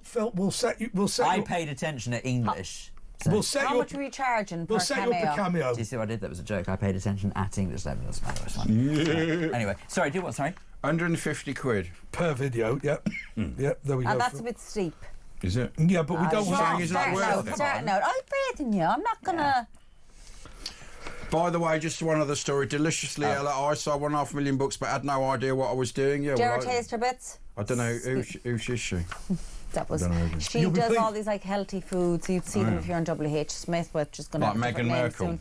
No, much better. Her stuff is really good. Meghan Merkel. Yeah, she's done a new TV Markle. Meghan Markle. Meghan Merkel. Can you imagine? It's like she's not related to Angela Merkel. Angela Merkel and Meghan Markle have bred and created this thing of evil. Siobhan Finnerati says soap actors don't get the credit they deserve. And she's a great actress, her. But a lot of them don't even know they're acting. They just they go, just be like you normally are, and they just do it, don't they? I met somebody who worked on Hollyoaks, and I said, "What's it like working on Hollyoaks?" And he said, it's become easier now. We've got people who can actually act. He said, because originally what we did was just pick people who looked pretty, and they go, "Oh, I'm furious with you. I'm very angry." They were just the worst actors ever. But still popular. Well, my friend, she met Steve McFadden, which is Phil Mitchell in EastEnders. Oh, yeah. Gentleman, she said. James Whale apparently gets mistaken for him. I go to the same hairdresser. Like peas in a pod, though. Do you really know, or is it just because you've got the same hair? It's just because I've got my favourite story, which I've told before on this channel, so apologies. I had a friend of mine when I was a teenager who was going through Manchester Airport and saw The Prodigy. And said, "Oh my God, can I get a photo with you?" And it was the old days when you had the battery cameras. And they go, "Yeah, no problem. I don't know the way Keith from The Prodigy talks, but I imagine he talks like this." So they tried to take the photo, and the camera wasn't working. So Keith from The Prodigy stayed and repaired the camera. Right? Oh, sound. He literally opened up. He said, "Listen." He looked at it and he went, "You've got enough film. Don't worry. I think the problem's the batteries." He opened, took the batteries out, replaced the batteries on the camera, and then they got photos. He was a very good man. Of the Prodigy. Nice. By the way, I've just discovered, sadly, Keith from The Prodigy has died. But can you imagine? He's got all that mad hair. He was dressed as Satan, and he was one of the few celebrities. I would argue, probably the only celebrity who will fix your camera at Manchester Airport. I met him at a Prodigy gig before he had the spiky hair, when he was just a dancer and he had the floppy hair, and I was just chatting, and he was just like, I said, "Oh, what have you taken something? You know, you look a bit," and he goes, "No, I just come and do this," and this is all like, he was just a normal dancer. Yeah, he is. You know what I find? The bigger the star, the sounder they are. The Love Island Z-listers. No, they're awful. They're awful. It's the bigger the star, the better they are. Exactly, yeah. It's true. It's true about that. Yeah. Yep. I know like that, you, actually. Andre, meeting you, the do you know biggest what? star. I can completely relate You to too, that. Ash. Because there was one time, right, in the previous place I worked, there was why don't you want to say where I'm joking? No, a show I was working on. Basically, I had to. It was one time when a guest coming in was it was Joan Collins, right, and. Not name dropping, but I mean it's more of the point. It is actually relevant to the story. I was fully expecting her to be such a diva, really demanding. Honestly, one of the nicest people. Because they're confident in themselves, aren't they? To top it all off, I then had one time when... Do you remember Joe McElderry from the X Factor? Yes. Yeah. Right, so he himself was okay, but his people, disgusting. Seriously, they phoned on ahead, said, "We'll get a Diet Coke on ice waiting for Mr McElderry." And I remember, I was only a junior, but I didn't care. I just said... I think you'll find there's a vending machine nearby our offices. He's more than welcome to help himself from there. I'll tell you what, it was a bit funny. You know that woman, the woman who does the poo sifter. What's her name? Gillian McKeith. Dr. Poo Sifter. She's a bit of a funny. I wouldn't mind. She's bound to be a bit bitter. I believe in this holistic approach to food. You look awful for 50. Is that Gillian McKeith? No. Yeah. But her daughter now is I'll tell you what I found extraordinary. In the family business. No, they're trying to get her now really to be like a Love Island. We got lobbied. We got lobbied when the whole Badger cult was going through. I worked at the House of Commons. We got lobbied by Brian May. Right, and basically, I said to my boss, I went, look, I said, look, I don't want to meet some celebrity because it's unfair. Because you're a member of Parliament, right? Why should we meet this bloke just because he was in Queen? If you want to meet him at a concert, meet him at a concert. He said, well, okay, but he does have a doctorate in science and has his own estate where he's been badger vaccinating for 20 years successfully. I was like, okay, well, he is clearly an expert, so we met him. Can I tell you something? Not only was he just a completely normal, very lovely, ordinary scientific type bloke. In the end, we said, we getting to lunchtime. Do you want some food? He said, I'll just go anywhere. Don't worry about it. And we just took him to the calf in the press gallery of Parliament, and he was just fine. He said what he has to do is he has to go around with a baseball cap because when he deploys the hair, suddenly, for 3 hours. And that's why he married Angie from EastEnders because she looks the same, so it's like a decoy for him in case he needs to do it. That's why she had to divorce Dirty Den. Yeah, Dirty Den. Yeah, he was a wrong one, wasn't he? Finger sucker. We had him on the show once. He lived in that. The video, didn't he? Yeah, he lived in that old age home for old, actors. Leslie Grantham. Yeah. He was a murderer. He was a murderer. He was a convicted murderer, and the BBC employed him. Killed a cabbie in Hungary. I think it was Hungary. In Germany. A bit like. Was it? I think it was. Was it? Germany? No, I think it was in the British Army. Hang on a second. Can I just say one thing about military deployments? In the 1970s, no British military was deployed in communist Hungary. Let's just be clear, right? That would be silly. Yeah. I think it was a Hungarian taxi driver in Germany. Anyway, the Times, or are we going to take a little breaky? Keep going. Right, ex-soldier watched Tate videos before fatal attacks, and this goes on to the sort of masculine videos they want to try and remove. A former soldier was guilty yesterday of raping the daughter of BBC commentator John Hunt before murdering her mother and her sister after watching videos by the misogynist influencer Andrew Tate. Kyle Clifford, 26, shot Louisa Hunt, his former partner, and Hannah with a crossbow and stabbed to death their mother, Carol. After the verdict, alleged British victims of Tate called on social media companies to immediately ban him from their platform. So that's interesting. Do you think it actually has can I just say, do you know what I mean? In particular, I am a great believer that what a lot of people watch online can greatly influence what they do. And he does influence a lot of young guys, and he says some horrible stuff. It's terrible. But I mean, I don't think. Am I the only person who doesn't know who he is? Hang on. The bald guy who's always. I do not think for a second that we should be pinning any blame on Tate per se without any evidence. But that sort of male. But can I just point out when I say that I do believe wholeheartedly that there are some things that people watch online that can be very detrimental to one's mental health and mental judgment. Well, and how you treat women. I mean, how he says you should treat women like a pimp and all that. I mean, that's I know it's shocking, disgusting stuff. But can I just point out as well that when they say certain crimes are too close for comfort, this rather infamous occurrence happened in an area of Hertfordshire called Bushey, and that happens to be where my family live. And we just remember... And a colleague in radio. A couple of colleagues of us are a lovely man as well. As a result of it, sort of when we actually heard that this had happened around the corner from the family home, it's true what they say. It's shockwaves around the area. It was terrible. Really terrible. On the story, bad enough that he murdered them, but the rape. The fact that he raped her before he killed her as well. It's a control thing, and I think. The fact then that he didn't even go when the jury were given their verdict. What a coward.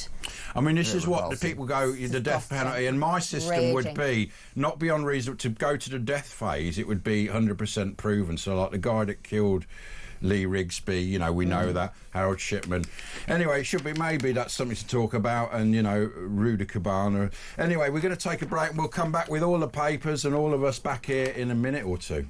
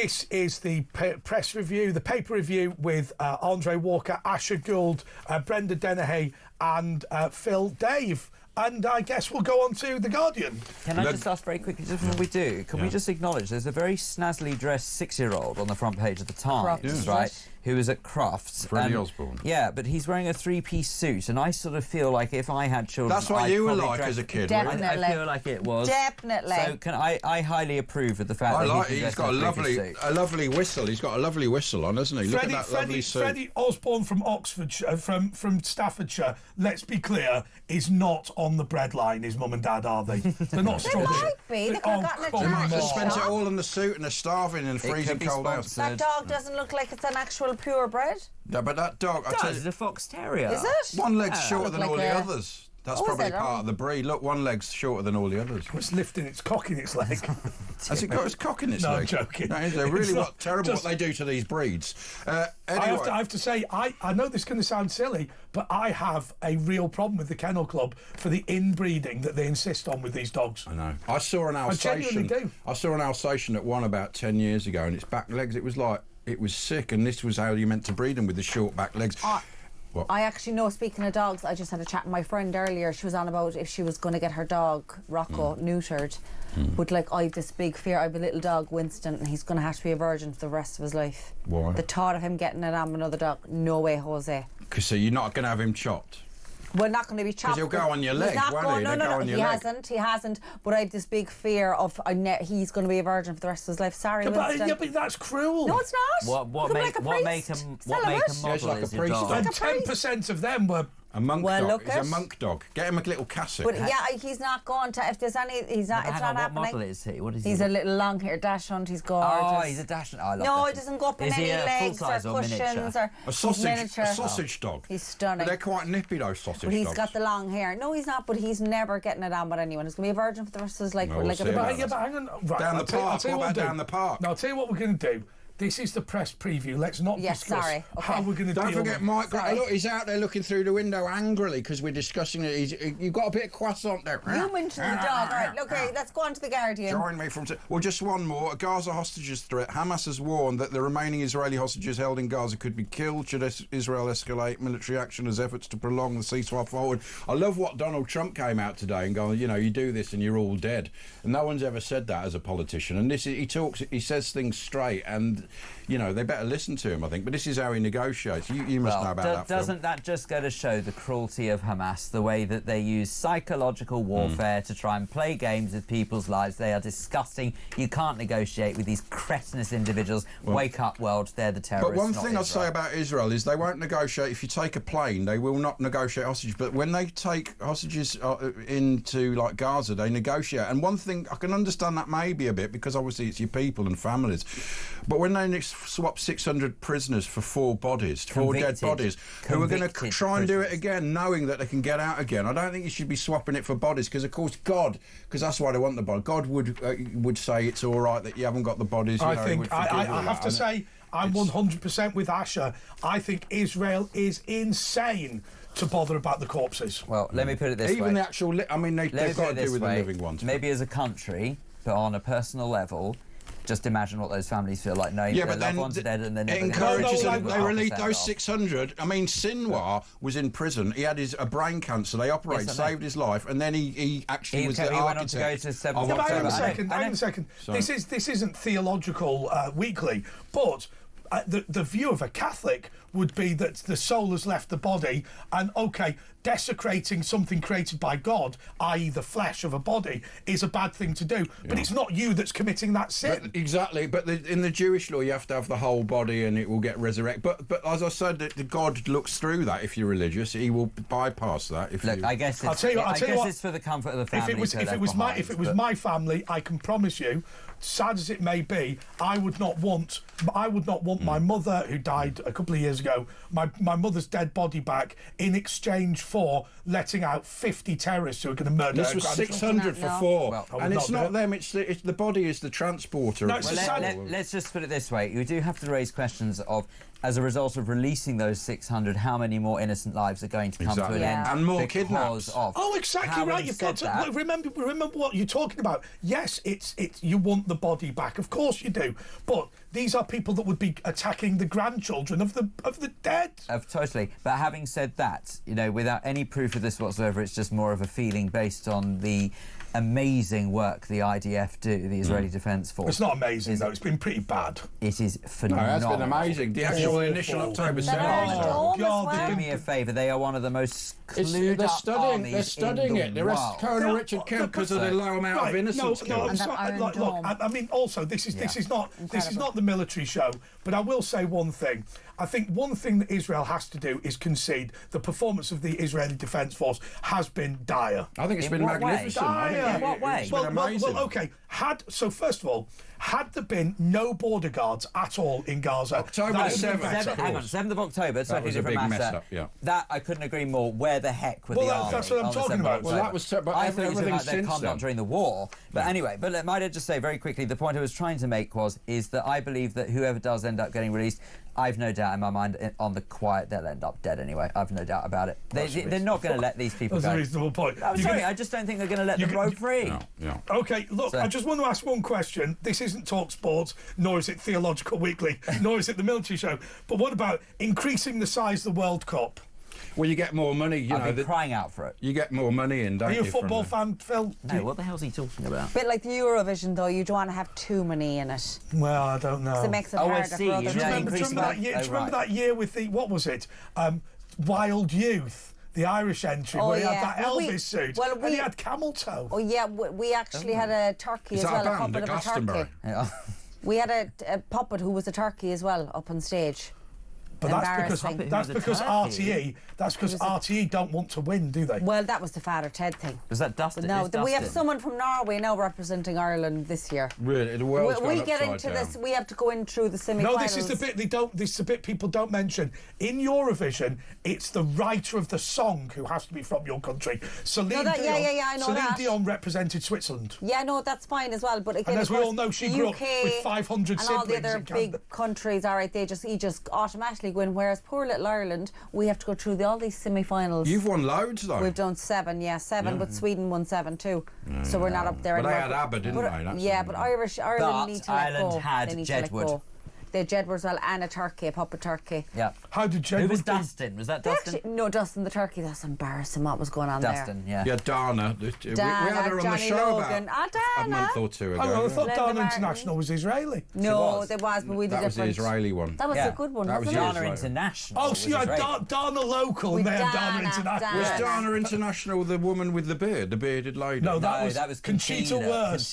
Conchita Wurst. So Dana International made history as being, I believe, the first transgender. Right. Well, Israel have won about 4, haven't they? Yes. I'll tell you what. When Dana International gave the prize in Israel because she whatever had received death threats, and Dana International had drank some red wine and spilt it all down herself, and she fell over. So what happened was she dropped the trophy, staggered back, showed this red wine stain, and I thought someone had shot her. I thought that's dreadful, isn't it? The Guardian. A watershed moment. EU leaders agree huge defence spending rise. Well, they need to, don't they? European leaders, they've still got a rubbish army. There's no way Europe could take on Russia.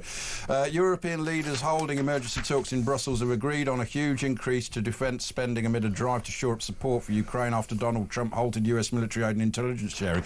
I mean, all they need to do is get the mineral deal, and then Russia aren't going to mess. But I mean, today the what's his name, the foreign minister of Russia has said, well, that would be a war move if you put your boots. So that's it.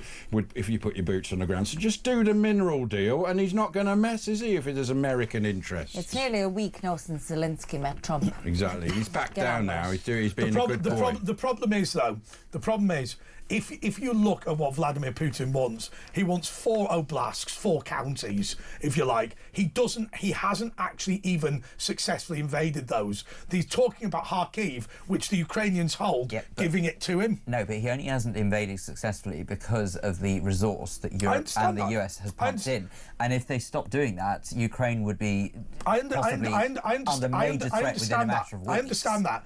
But what Putin is looking for is as follows: the Ukrainian army to be basically abolished.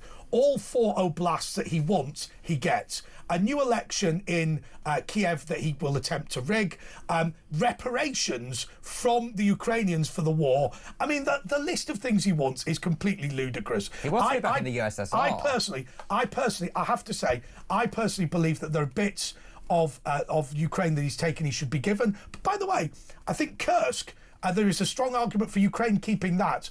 You've got to draw a line in the sand. I accept that, but it's not sand, it's water there. For Ukraine to sign a punishment deal with Putin. When Zelensky said that is madness. The aggressor pays the bill. It's the winner that doesn't pay the bill, and that's not what happened. I mean, Let me just report some very good news on the front page of The Guardian, if you believe this.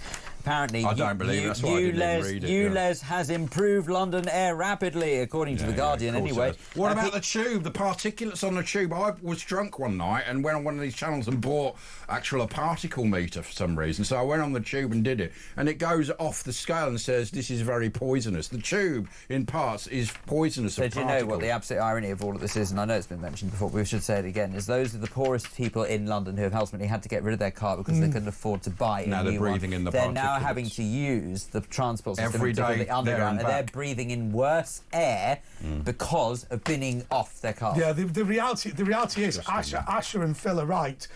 The air quality has improved if you walk to work. If you've got out of your car and gone on the tube, you have a significantly worse pollution problem. And don't stand by a bus. They're full of diesel. Also on the front page there is Olivia Rodrigo, who apparently is the big star that's headlining Glastonbury. We'll be back in a moment.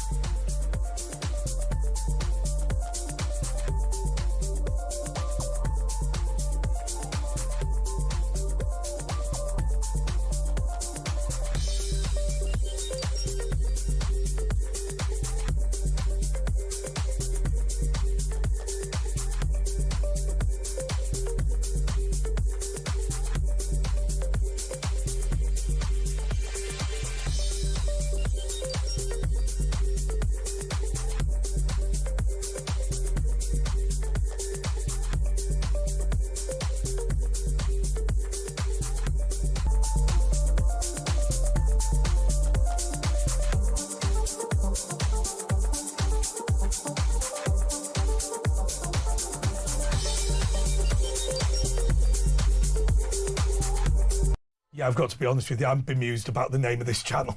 Are we Talk TV, Talk Radio, or Talk? We are Talk. I don't know, but Mike Graham will join you if you're listening in the morning in half an hour. OK, this is the press preview with Andre Walker, Asher Gould, Brenda Donaghy, Dennehy, and Phil actually, Dave. Before we go into the papers again, earlier when I was coming in, I was thinking, is Andre your real name? Are you like Bono or Sting kind of a thing? Do you know this? There was a conspiracy theory that my name wasn't Andre Walker, it was Andrew Alker, and I'd just altered the spacing in order. No, my name is. You look a bit like you don't look like an Andre. Like I agree with that. Tim or something. Tim. There's something wrong with Tim Walker. I have to say.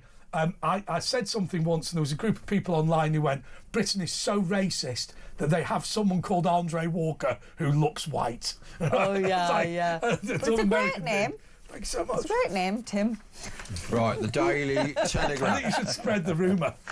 You're calling me Brenda Johnny, I'll call you My real Tim. name's Pete Baxter. Phil Mitchell. In the Telegraph, pension fund giants boycott UK arms firms because of immoral reasons. Aviva and Royal London accused of failing to help boost defence on ethical grounds. Two-tier sentencing quango could be stripped of its powers, and quite rightfully so. These politicised judges. So can I go back to that ethical, the pension funds, ethical spending. The ethical investing. Yeah. Here is the big problem with all of this. These fund managers don't have any skin in the game because it's not their money. So what they do is they go, I've got my own ethics, I won't invest. So they invest in very, very poor investments, things like wind turbines, things like, all these DEIs Solar and all this panels. sort of thing. Yeah, absolutely. And so what happens is and I'm literally talking to you, the people listening and watching, your pension funds are being misinvested, and there's going to come a time when you check, figuratively as the Americans say, when you check your mailbox for your check and you discover that actually it has performed appallingly badly, and all of the good investments that the billionaires are investing in, you've touched none of them. You've gone for BCCI, you've gone for Polypec, you've gone for all the Betamax, all of the dreadful ones. Woolworths. And the fun. I mean, always remember the people. Woolworths is right. CNA. The people that destroyed Bud Light. They all made a decent amount of money off it. It was the shareholders of Anheuser-Busch who were handed the bill. Aviva Royal London National Employment Savings Trust are among a group of pension giants that restrict or block investment in the defence industry on rigid environmental, social and governance grounds. It's all this PC stuff again that Trump's got rid of in the States and will be a few years behind. The problem is, when you're talking about investing over your whole life and, 2%, it's only 2% a year to go ethical, you will be hundreds of thousands of pounds down potentially. Yeah. And when people talk about hundreds of thousands... Compound. Remember, because you're growing this investment across your entire life, you might have £1.5 million in your pension by the time you retire. Many middle-class people will in that position. I warn you, do not get an ethical pension. I can't, get an unethical one. I can't give you financial advice. It's not legal. Buy weapons. But be very legally. But be very, very careful about these ethical investments. People always need weapons. But what you can say what you can say is you can seek very sound financial advice before go to your independent. Buy gold. No, don't stop. Don't listen to me. Stop. You go to your financial advisor and you say, I'm extremely concerned about ethical investments affecting the amount of money I will get as a pensioner. They will say, yes, that's going to happen. And then you say, I don't want to touch any of them with a barge pole. That is my advice. I'm angry and poorer over school tax rates, says Alexander Armstrong. Well, if he's struggling, they all will. But also, what a ridiculous thing. It's been proven to be a ridiculous thing, they're adding VAT, because now the kids are pulled out and they've got to find 8,000 school spaces. And some kids, they couldn't get them like 20 miles away, so they've got to pay for cabs now every day. By the way, I had to book an appointment for some minor thing, right, the other day, and they go, right, well, you've been referred, you've got 4 choices. So I went on it. It said everyone was 19 weeks, so I thought, I'll just pick this one. And then it said, well, we actually haven't got appointments even with the 90. And I went on all of them and they all said that. So you just can't get an appointment at all. They go 19 weeks and then you click on it and they go, well, actually, we haven't even got any. Can we point out on the front page of the Telegraph as well, actually some common sense has come to light here, because actually in the bottom corner of the Telegraph it says Telegraph has been cleared over transgender term, and the article says that the use of the term biological male when describing a trans athlete has been vindicated after the Telegraph described a transgender footballer signed for a women's team as a biological male. Jolly good. Can I ask you this, Brenda, on a serious note? And look, it's a bunch of blokes in here. How worried are you, or how worried should you be about these biological men in women's sports? Because from what I can see, women have had equal rights to men for about 10 minutes, and now we're chipping away at them. I personally wouldn't want it. I feel that maybe there should be another category or something like that. Agreed. But personally, no, I wouldn't. And that wouldn't be against anyone in particular, like personally. Because you do marathons, how would you feel competing ran a half marathon this morning training, by the way. Did you? I did, yeah. I ran from West Kensington all the way to... I ate a half marathon, one of them fun bar Snickers earlier today. Yeah, so... Didn't stop. When you put in so much training, and people who are professional sports, and then Steve Cram comes along in a skirt and beats you. They're it's made up that men will say, I don't want to go through all the... But I understand your point.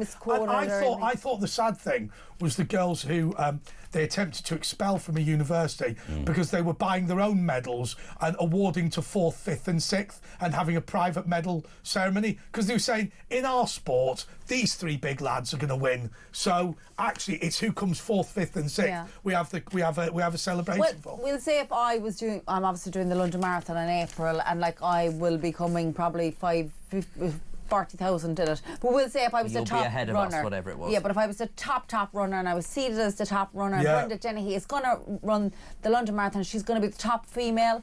And then if I heard that there was a biological man, and they won, of course you're going to be hurt. But you know what's going to happen in a few years when they look at how ridiculous this is, like they did with people they've got their old drugs tests and found they cheated, they actually will do it, but you won't be in front of the audience. But I'll tell you something, I've said this before, my dad was a British and Irish boxing, sorry, my uncle was a British and Irish boxing champion, so I know a tiny bit about boxing, a tiny bit.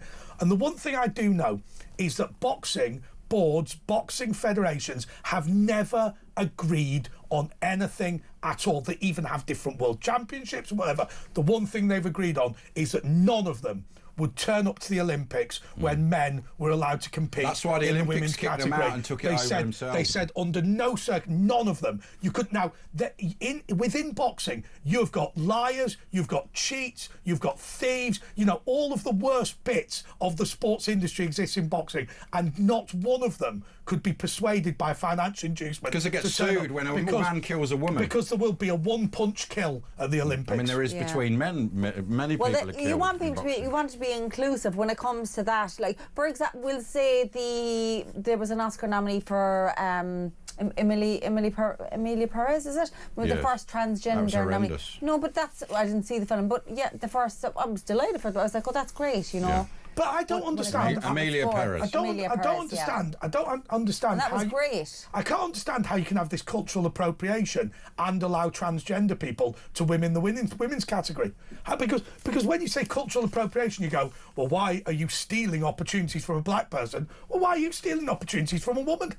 Yeah. And the danger of it, I mean, to say, we live in a day and age where, frankly, it would appear as though the authorities don't think women matter. But one will be killed. I mean, Barry McGuigan killed a man in the ring. Eubank gave on permanent brain damage. So did Nigel Benn. It's very common. Eubank actually was on an Irish TV show last Saturday night, one of our kind of prime time TV, and then like what?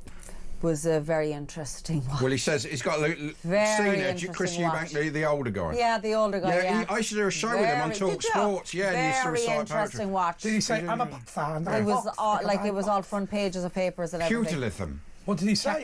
Check it out. Did he say something you can't repeat? Get on the Not now. player. It was just peculiar. Yeah. Oh, if you can't repeat it. I was in the dressing room with Chris Eubank Jr. last week, actually, and I stole some of his little chewing gums. I hope he doesn't know, because he'll be after me. Anyway, you can't sing that, and this is... If Brian Cant was still around, he'd be cancelled from Play Away and Play School. Euro Ditty sounds like naughty words. Eurovision is in the middle of a diplomatic row after the BBC objected to a song titled Cant.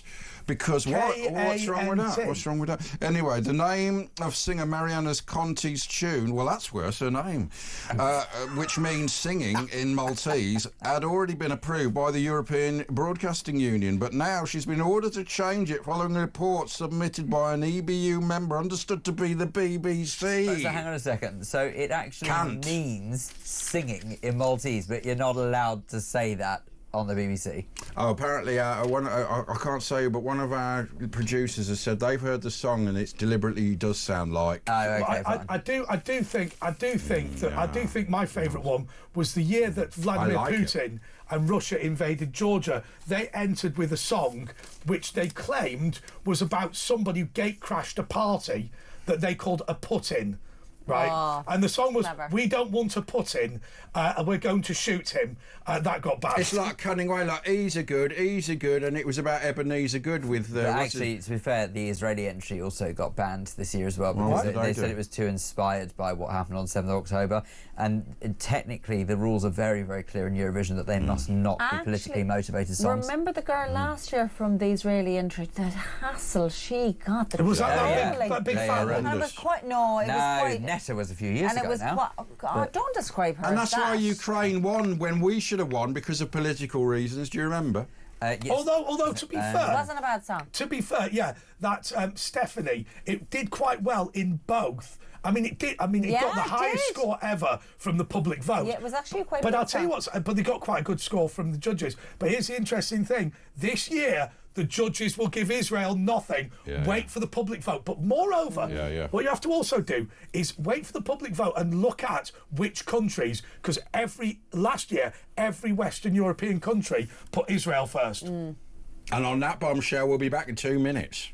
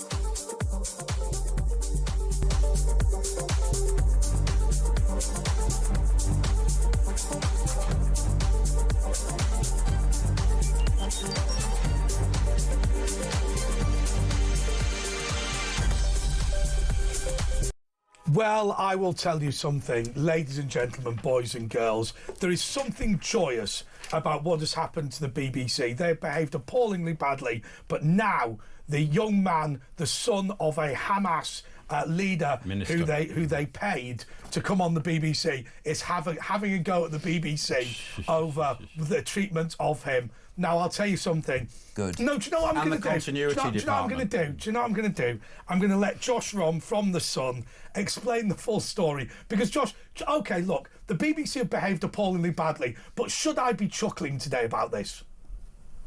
I don't think this is any chuckling matter. OK. I still think that this is one, let's just say, expletive show. Yeah. If that makes sense. I don't want to swear on air, but I think this whole saga, this whole mishegas, it's just dreadful. It's dreadful for British journalism. It's dreadful for our state broadcaster. You know, if our but that's a good thing, Josh, because it's actually changing things around. We can't leave it in the status quo with this bent BBC. Ash. Sorry. What I mean is, it's dreadful for us as journalists because we're embarrassed that this sort of journalism is coming out of our country. So this boy has basically done an interview there was this Twitter account where he basically, as Andre said, he had a go at the BBC and says that his family has come under a lot of hate, and if anything happens to him, he's going to blame the BBC. Well, I should think his family has come under a lot of hate, bearing in mind his father is a Hamas official. It doesn't matter if his father is just a quote-unquote civil servant. Agricultural minister. He is a civil servant for a terrorist organisation, a prescribed terrorist organisation. And unlike the BBC... Nothing civil about them. Exactly, and unlike the BBC, let's just call Hamas exactly what they are. They are a terrorist organisation through and through. That documentary, okay, money didn't go to a Hamas official, quote unquote, so to speak. It went, in this new interview, this young lad who says that he was working on the documentary for 9 months, was given a script to read, was paid a grand, $1,000 for what he calls, quote unquote, personal spendings, even though the subtitles on this Twitter account, Middle East Eye, tried to say it's just expenditure, expenses. No. He said personal spendings. I think we can all see exactly Is that the how much did the cameraman get who celebrated October the 7th on social media? How much did he get paid? Well, good question. Listen, that is a good question. It's one that I'm just going to be honest, I don't have that information in front of me right now, but it just gets worse and worse. He says, this young lad says the money went into his sister's account. Yep. Well, it doesn't make a difference who's blooming. That's all right then, yeah.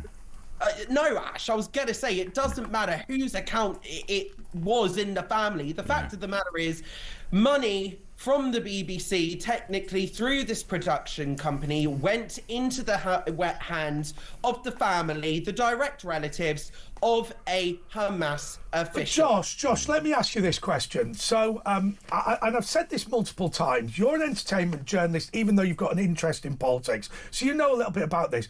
I keep reading, and maybe this is just me as somebody who doesn't know, this Hoyo Films, which, by the way, sounds like North Korea, but this Hoyo Films, the BBC appear to be very, very keen to hold them responsible for everything. Because to me, and I might be wrong on this, so help me out, from what I can see, the BBC loathe Israel. They're probably Jew haters. I don't know, but they're definitely Israel haters.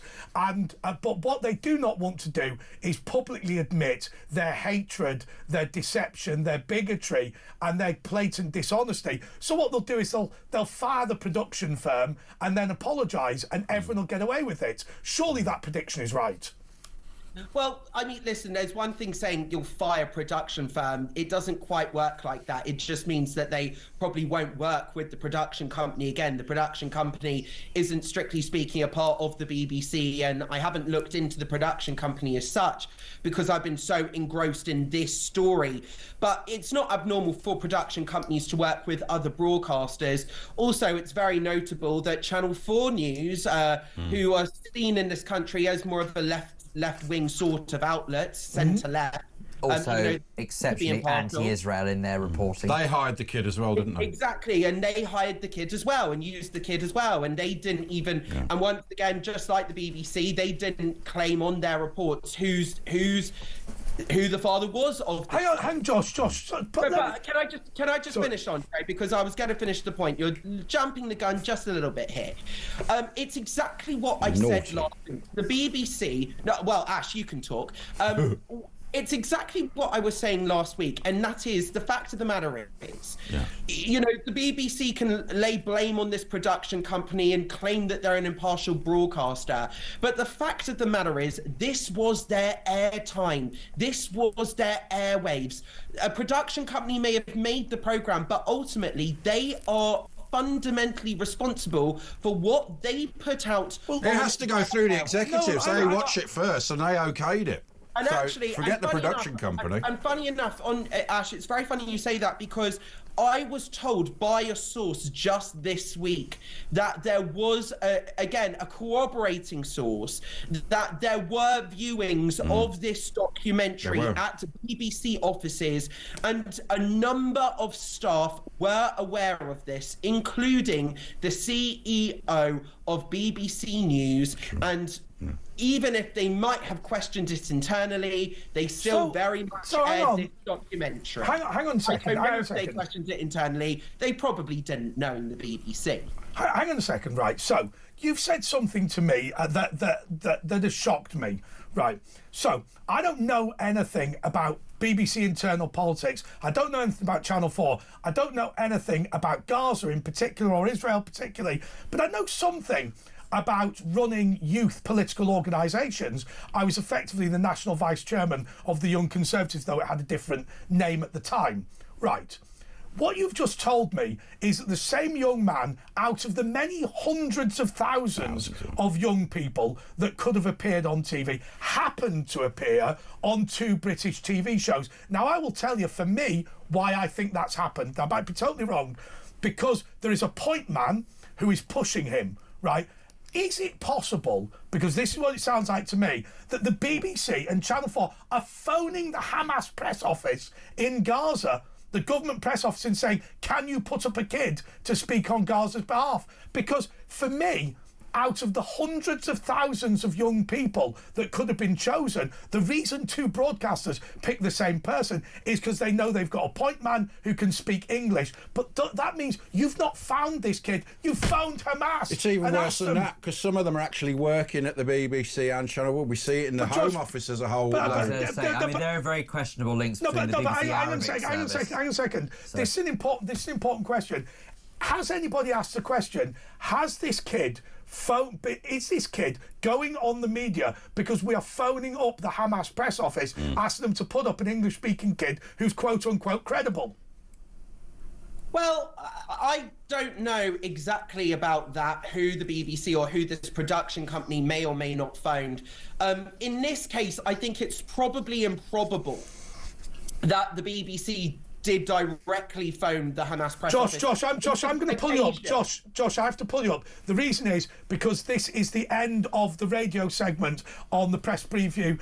Mike Graham is coming up next. For those of you that are listening on the radio, you can call him 0344 499 1000.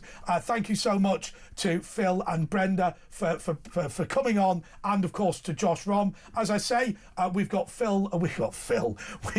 Mike Graham coming up. Give me the mic. With all of the morning breakfast right after this.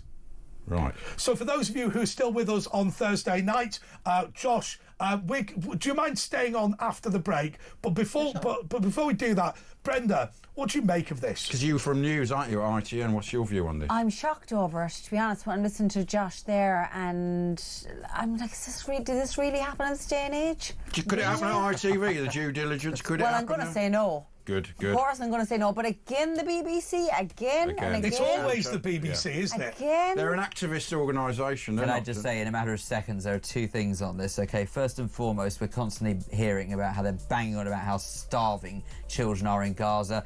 This boy doesn't look starving to me. No, secondly, might I also point out as well that how dare his so-called leaders, his family in Hamas, put him in harm's way. Are you going to stay, Phil? You can stay if you want. You'll find out in a couple of minutes, so stay tuned and see if Phil stays.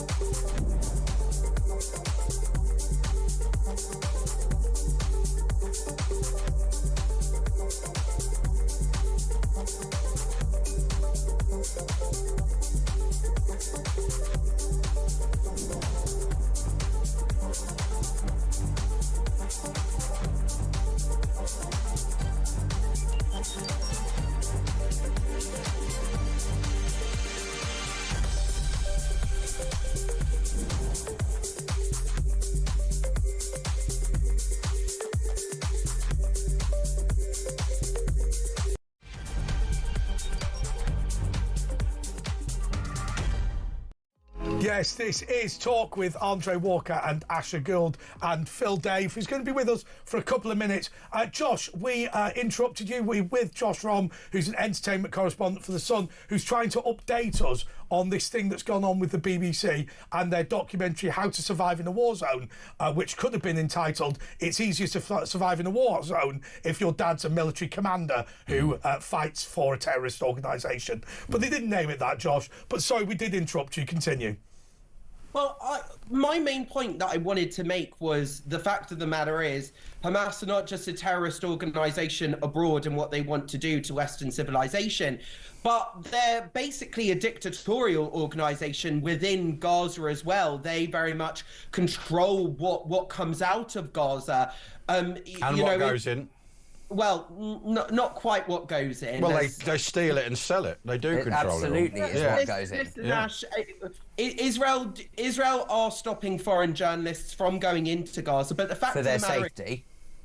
Exactly, for their safety. But the fact of the matter is what comes out of Gaza is entirely controlled by Hamas. So the fact of the matter is that this film made over 9 months with the son of a Hamas official is obviously only going to view the Hamas and kind of put out the Hamas viewpoints. It's going to show it's basically Hamas propaganda. But Josh, people say that the BBC and the likes of Channel 4 are turning into Hamas propaganda mouthpieces. But Josh, I've asked you this question before, and I'm still bemused by this. I don't understand why you can have Raggy Omar. Oh, here we go. Look, the Diet Coke's been delivered. Don't show the branding. He didn't. It's just Diet Cola. He didn't deliver it whilst Josh was on camera and then waited for him. Anyway, but on a serious note, Josh, because it is a serious subject, why can't they do what they did with Raggy Omar at the Palestine Hotel in Baghdad and say Raggy Omar's reporting is subject to Iraqi government censorship? Why not say that? Why not say, look, OK, we've got our guys in Gaza. We can only be in Gaza at the behest and with the support of Hamas. Therefore, we will flag that up to the But viewers. why would Israel allow propaganda? Which is because Hamas won't let any journalist foreign to do. Well, no, they'll kill them if they say the point I'm making is, if you're going to be in Gaza and if you have to do a deal with Hamas in order to be in Gaza, then why not say we are subject to censorship from Hamas? Why not just admit the truth? Because they've done it for every other regime where they've been in a war zone. And the fact of the matter is they still do it when it comes to Russia and any sort of reporting on Russia. They still make it very clear that they're under reporting restrictions with, and, they're there with, given certain visas and all of that stuff. The fact of the matter is, Andre, all I can say to you is you're absolutely right. And that is exactly what they should have done. They should have said that. I'd really like Have you noticed how every single journalist who reports on Gaza and the situation over there, yes, we've already established that for their own safety they're not allowed into the Gaza Strip, but they are always lambasting Israel from the safety of Israel. Yeah. They're either in Jerusalem or Tel Aviv. I'd let Jeremy Bowen in. I want him to go into Gaza. Well, actually, I've got to be honest with you. I disagree with that. I disagree with that comment.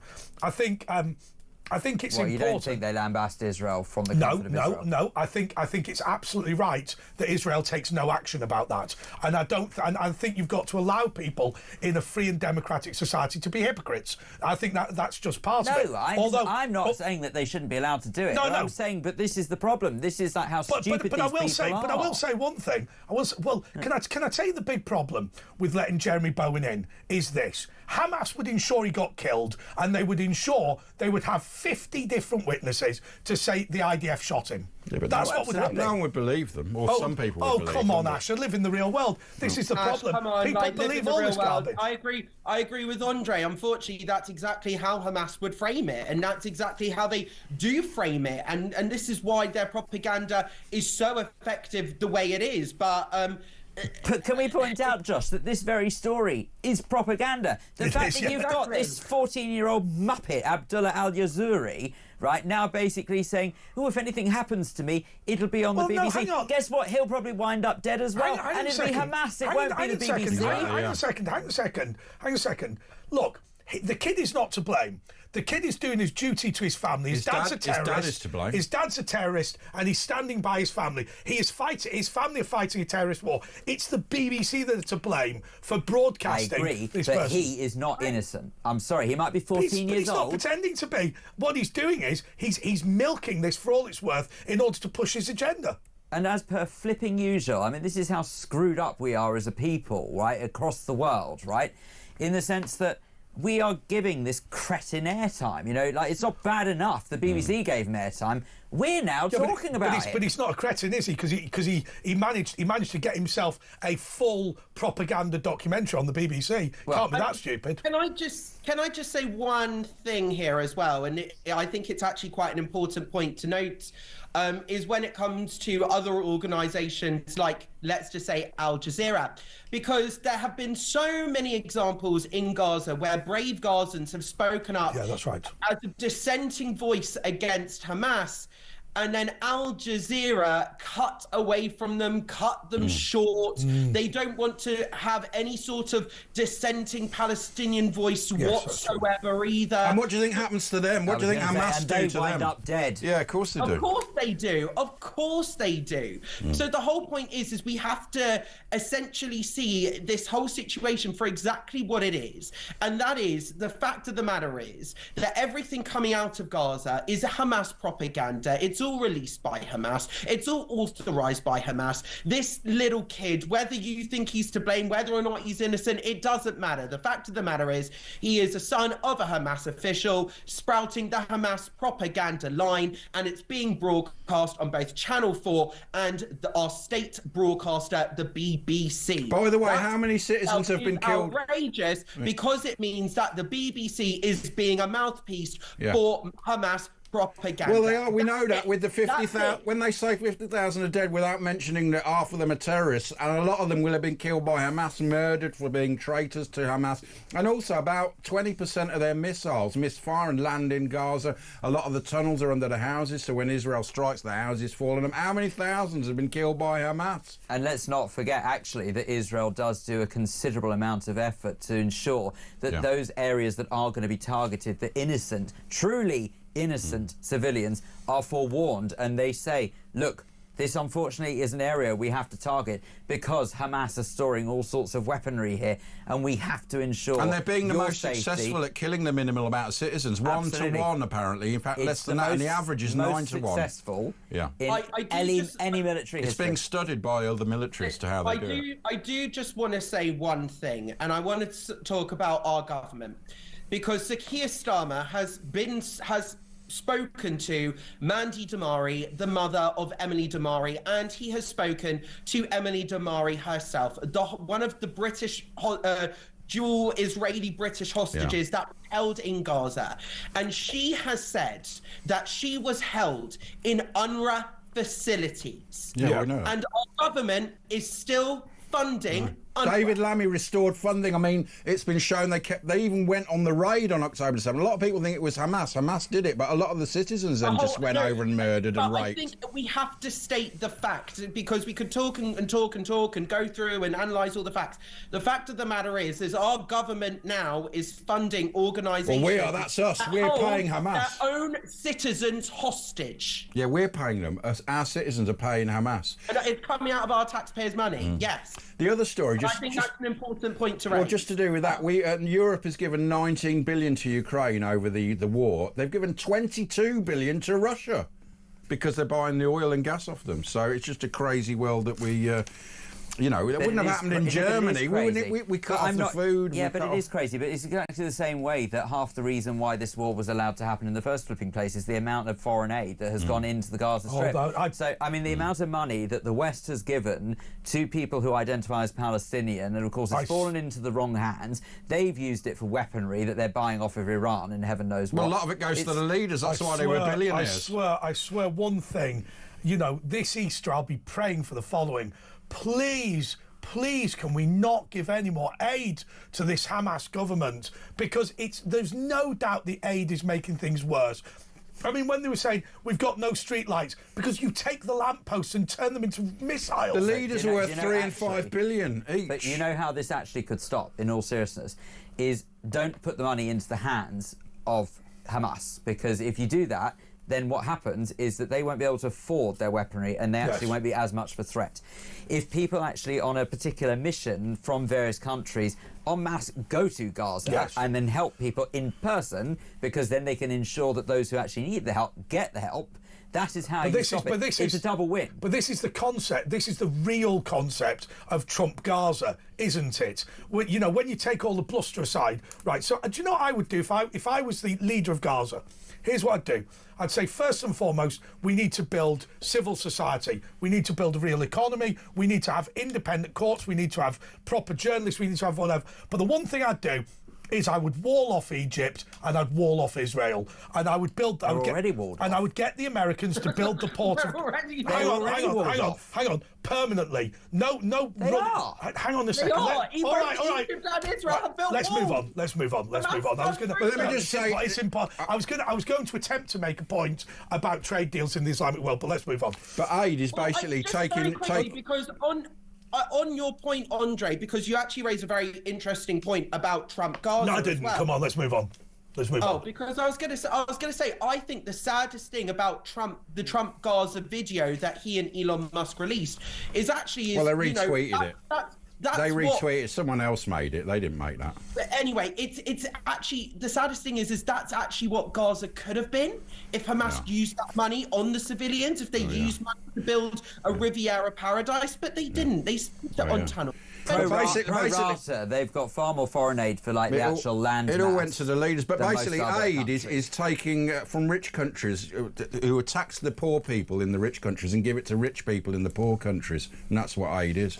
So are we doing more papers? Let's do some more papers. Oh, are you going, Phil? I will have. Thanks for joining us. That's Phil, Dave, and thanks to Josh as well. And we'll be back in 2 minutes. More calls. Give us a ring.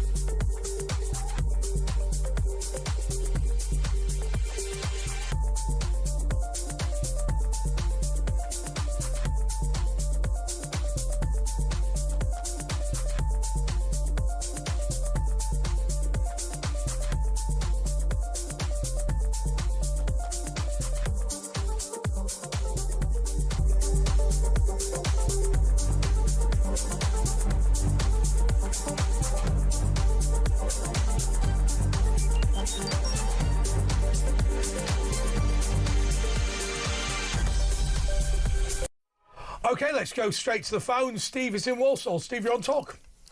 Hello, everybody. All right, Steve. I just want to say a few words about Donald Trump. Go for it.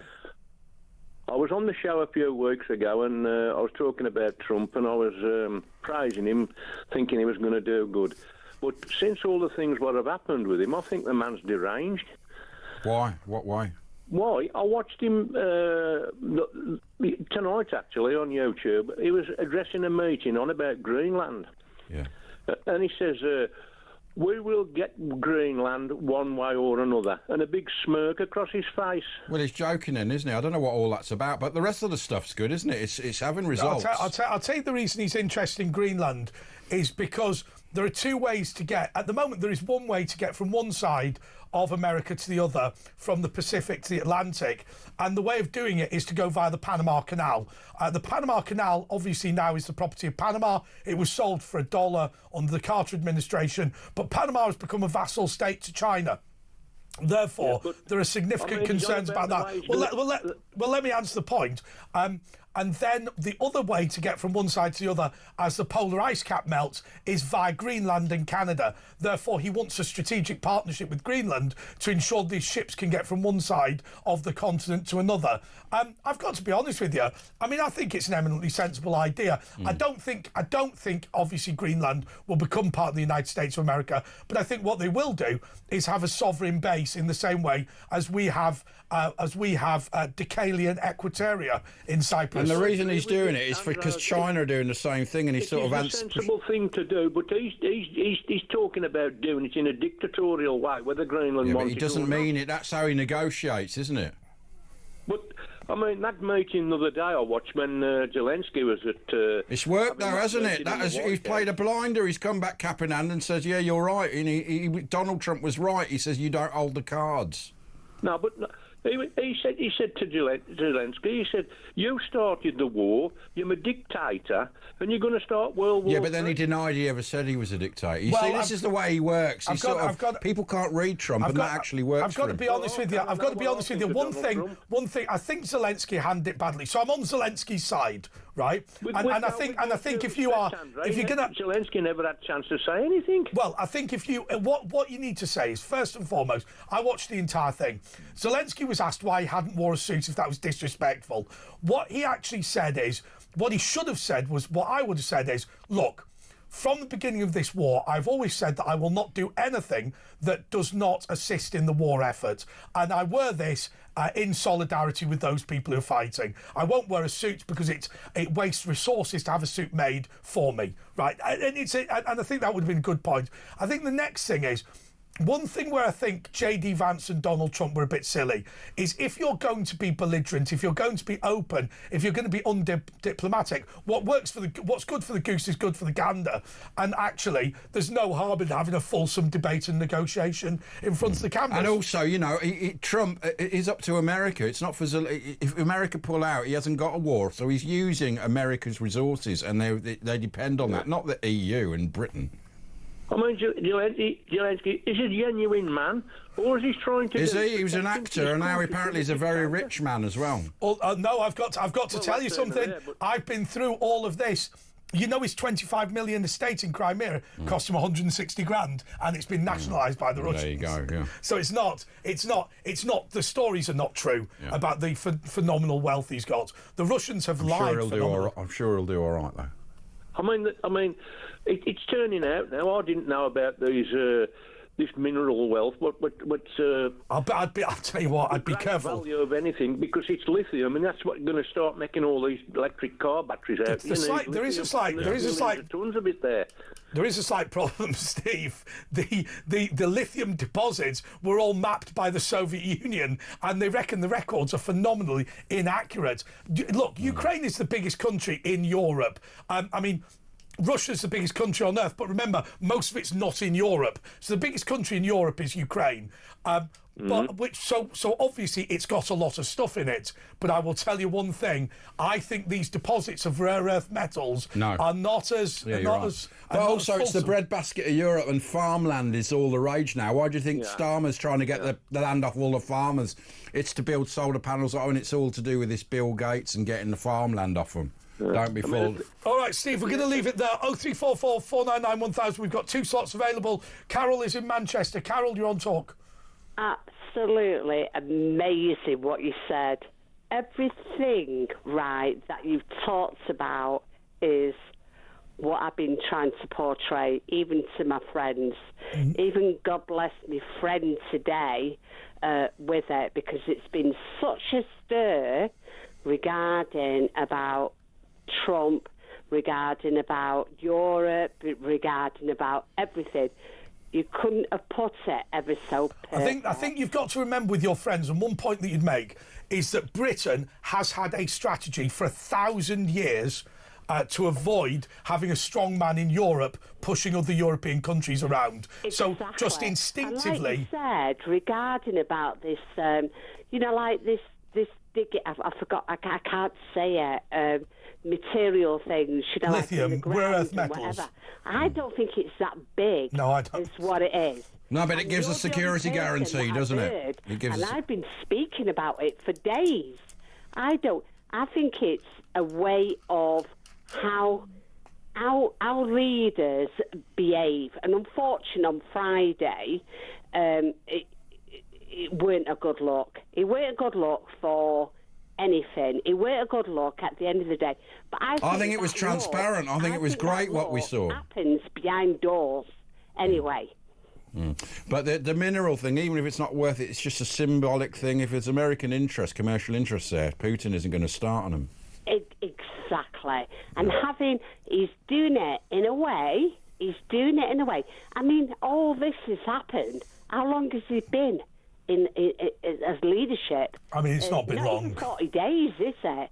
And he's been doing what he's doing, which none of us have done anything. We've never seen anything like it in politics, have we? A guy come in and suddenly he's sorting things out. I absolutely. They always say, Carol, that the thing about Donald Trump, he's the first politician in history who gets criticised for doing what he said he'd do. Yeah. Exactly. And the thing is, and trying to stop war. They're having a go at him for trying to stop a war. How ridiculous! Exactly. Like he's. Well, who's tried to stop the war over the last few years? It's like saying, how dare you stop a war, you warmonger? It's like the world's gone upside down. It is. All these lefties are bloodthirsty lefties. Question time tonight, and that's when I thought, I can't. No, don't watch that programme. It just upset you. Propaganda. Honest to God, and like on the borders there, and we're going back to the BBC. I'm with the BBC, right? I'm actually thinking how I can actually have a go at them. That's how I'm thinking. Just don't watch the live telly and get rid of your licence. Get rid of language. I'm paying for this kind of rubbish that I've never. I'll tell you what amazed me about the BBC. Did you see Robert Jenrick on the BBC today? It's on Guido Fawkes. What was amazing? The BBC presenter, first of all, accused Robert Jenrick of being in favour of two-tier justice. And then she said to him, how dare you shout down an anonymous magistrate? She said, we've had a magistrate get in touch with us anonymously saying Robert Jenrick's wrong. And she said, how dare you disagree with the magistrate? I was like, what are you talking about? It's just some person that's contacted you. You're professional people. Have you ever seen the BBC behave the way that they've been behaving over, I'd say, at least about 7 years? I've got to be honest with you. I think they were always lefties, right? But I think there was some honour and decency with them in the past. When I was a contributor there maybe 20 years ago, they seemed to be, but now they're venomous. So when Andre left, it all fell apart. They're political campaigners at the end of the day. They're activists. And look, at the end of the day, we all know what the real story is with this Gaza documentary. They want to produce pro-Hamas propaganda, and they've been caught. And they're being investigated by the counter-terrorist squad because of it. Yeah, but I don't want to pay for it. And I think a lot of people in this country, we don't want to pay for it at the end of the day. Why would you want to pay propaganda and people, our enemies, giving money to our enemies? Exactly with that. Yeah, but if you watch Question Time, we don't. Watch it tonight. Regarding with Richard, he's one of the only 5 MPs or whatever. I just looked at it and I thought, you're attacking him. There's only 5 MPs. You're attacking him, attacking him. Oh, was it Richard? Was it from Glasgow? Yeah. And Richard Tice was on. Yeah, Richard Tice. But it weren't only Glasgow. I remember, you know, like about the names of it. It weren't only that. It was loads of stuff, and that audience is a load of rubbish. Oh, of course it is. We know that. I mean, it's been well documented. A load of rubbish there, because I've watched that all my lifetime, and I can see the massive difference regarding in that audience, and I can see that because what used to happen with Question Time is you used to get all the local worthies on, you know, local councillors who are fairly non-political. Now what happens is they've got these people infiltrated. I've made the point before today. I've been in the Question Time audience on 10 occasions, right? In the end, I started using fake... a few times, yeah. Yeah, in the end, I just started using fake names to go on. The reality is, the way you can penetrate that audience is incredible. In fact, we should just do an experiment. You know what? Do you know all you do? You find the name of the production company, you find the name of the guest researcher, phone up and say that, find out when the next thing is, go through the BBC switchboard and say, hello, I live in Glasgow and I've got a message saying that they're looking for Labour supporters in Glasgow. And just let's enter Phil Day for the audience. We'll put him on the list. A load of old rubbish. I believe that because we were what you call it, because we live in a Labour area, you know, like my husband, he actually rang up a few years ago to go on, you know, like with it. And then when we said we will go, and they said, well, you are Labour, aren't you? Yeah. You've got to say yes then, and then you must say you're Labour. Then you get in. I never heard anything more. You know, like, so, yeah, absolutely. But don't apply online. Find the name of the guest researcher and phone them up personally. Yeah, with it. I used to be able to. I could have read out the number 10 years ago. I don't know what it is now. Thanks, Carol. Carol, thank you so much. I think we'll go to a break, and afterwards we're going to be talking to Jerry in Burton.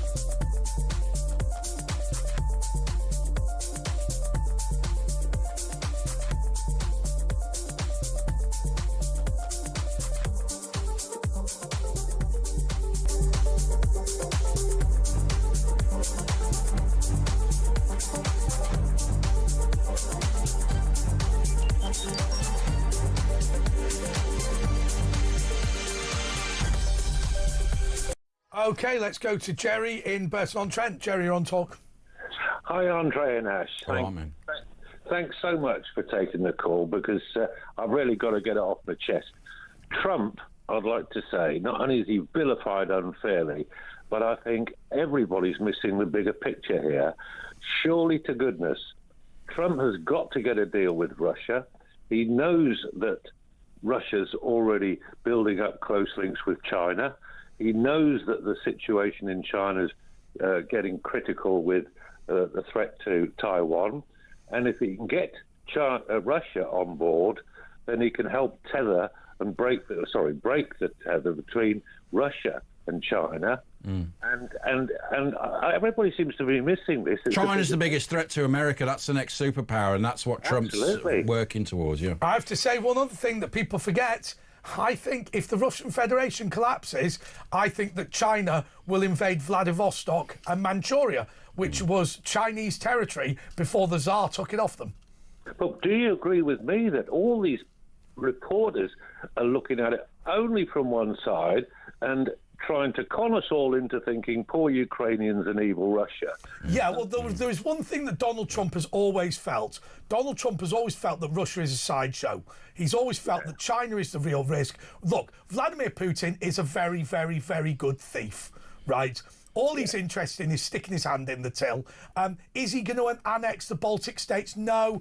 You know, we can talk about the amount of support that Ukraine got, but always remember, before American equipment advanced, was sent to Ukraine, Ukraine had already won the Blitzkrieg. That is to say that Putin expected Ukraine to fall within 48 hours. 4 days in, Zelensky was winning. So, look, the reality is, I think Trump thinks that Russia is a busted flush, and now it's just a case of how much money Vladimir Putin and his mates can steal from the taxpayer in the process. But China is a problem. But would you agree with me? Yeah, I get that. But would you agree with me, Andre, that this bleating on about Zelensky and, oh, we've come to so many agreements before, they've all been broken, and I'm sick of hearing that. They never get broken if Trump's in. Well, but there is one weakness in that. False narrative. You're right. There is one weakness in that. When Donald Trump says, "Yeah, but Russia would never have invaded if I was there," yeah, that's probably right. He made a joke to Putin in Moscow. Apparently, he said, when he met him, he said, "If you invade Ukraine, I'll nuke Moscow," and they both laughed. Right, and then you think, I wonder what Putin then thought. But the big problem is, if your security guarantee is Donald Trump being in the White House, it's worth nothing because he'll be gone in 4 years. Yeah, but not if he's backed up by Vance. If Vance will be the next president. But it doesn't matter. All right, 12 years. Yeah. And I mean that's the big long game, and the Chinese can do that because they've got a lifetime leader. There is no long game in that. That's the critical point, and I think that's Zelensky's issue. I'll be honest with you. I don't think Zelensky will be particularly bothered about losing bits of Donetsk and Luhansk and all this sort of thing. I think actually rump Ukraine will probably be a better country than what it was before Vladimir Putin's invasion, simply because you get rid of the Russian-speaking majority areas and or many of them. And a lot of the Ukrainian people want that. They want peace now. They're sick of it. They've lost their old professional army. You know, some are saying they've lost 1 million people. But the promise, but the pledge, they won't invade as long as I'm in the White House, is worthless. Yeah, but hang on, Andre. Can I take that a stage further?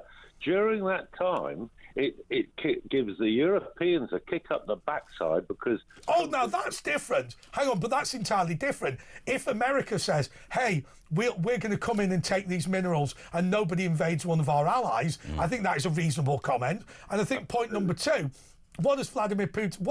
What has been one of Donald Trump's secondary aims throughout this entire process, which is to say European security is principally the duty of the Europeans. Because I'll tell you what has happened, Jerry, and this is one thing that we forget in Britain, because we haven't done it, right? Yeah. But many, many European countries, and I'm thinking particularly of Germany, have basically taken the NATO agreement as an opportunity to pay nothing for their own defence and expect the United States of America to do it for them. Now, to be fair, there was a very brief period when Britain spent less than 2% of its GDP on defence, and that brief period was when we didn't have aircraft carriers, right? And there was a period of something like 10 or 15 years. And I accept that the Baltic states, Estonia, Latvia, Lithuania pay an awful lot of money. But, you know, let's be honest, our very good friends in Belgium, our friends in, our friends in all of these places, Spain and whatever, what they're doing is they're sitting on the backsides and expecting the Americans to pay the bill. And that is grossly unfair. And I think if we deal with that, the world will be a better place. It also shows a weakness, because before the Second World War, we only spent about 4%, and in the end, because of the Second World War, we ended up with about 48% of our GDP was on military. So if you have that initial investment, it prevents the wars in the future. I mean, America spends 3 times what China spend on their military equipment, but then they've got a bit of a rip-off sector because there's only 5 weapons companies. They're like an oligopoly. And in China, have you seen how much you pay for stuff? So if you're paying a third of what America's, they're probably getting amazing weapons. That new Chinese aircraft carrier, forgive the language, is objectively dog shit. I mean, weapons are changing. I mean, the Russians aren't deploying tanks anymore because you've got £20 million tanks being destroyed by £5,000 drones. So the whole of warfare has changed in this war with Ukraine and Russia. That's what Ukraine and Turkey invested heavily in the Bayraktar TB series. These are these drones that can sit up. They have a 22-hour flight time and are really, really difficult to spot. Each missile, I think, only costs something like £750,000, which is nothing for a missile. Now they've got little drones with shotguns on them. Yeah, absolutely. They've actually got that now. But I mean, to be fair, those Bayraktars is why the Armenians were built in Nagorno-Karabakh. And it's why, actually, I think partly the reason why Russia was beaten in Ukraine initially as well. For whatever reason, the Turks are now absolutely the front runner in drone technology. And I'll tell you something that Zelensky was not stupid to say to Trump, and Trump didn't like him saying it, but he said, look, we can give you some military aid because we can pass on technology to you. Drone experts. For our drone knowledge, where there is no doubt that Ukraine is the world's leader in military drone technology. Yeah, but would you agree with me, Andre? What Trump is doing on a global basis is saying to Europe, I've been telling you not to buy gas off Russia. I've been telling you to increase your spend on and start looking after your continent. For God's sake, you're not spending enough money. He's had to, on the first time he was in office, he said to them, spend, and you sort out your own security.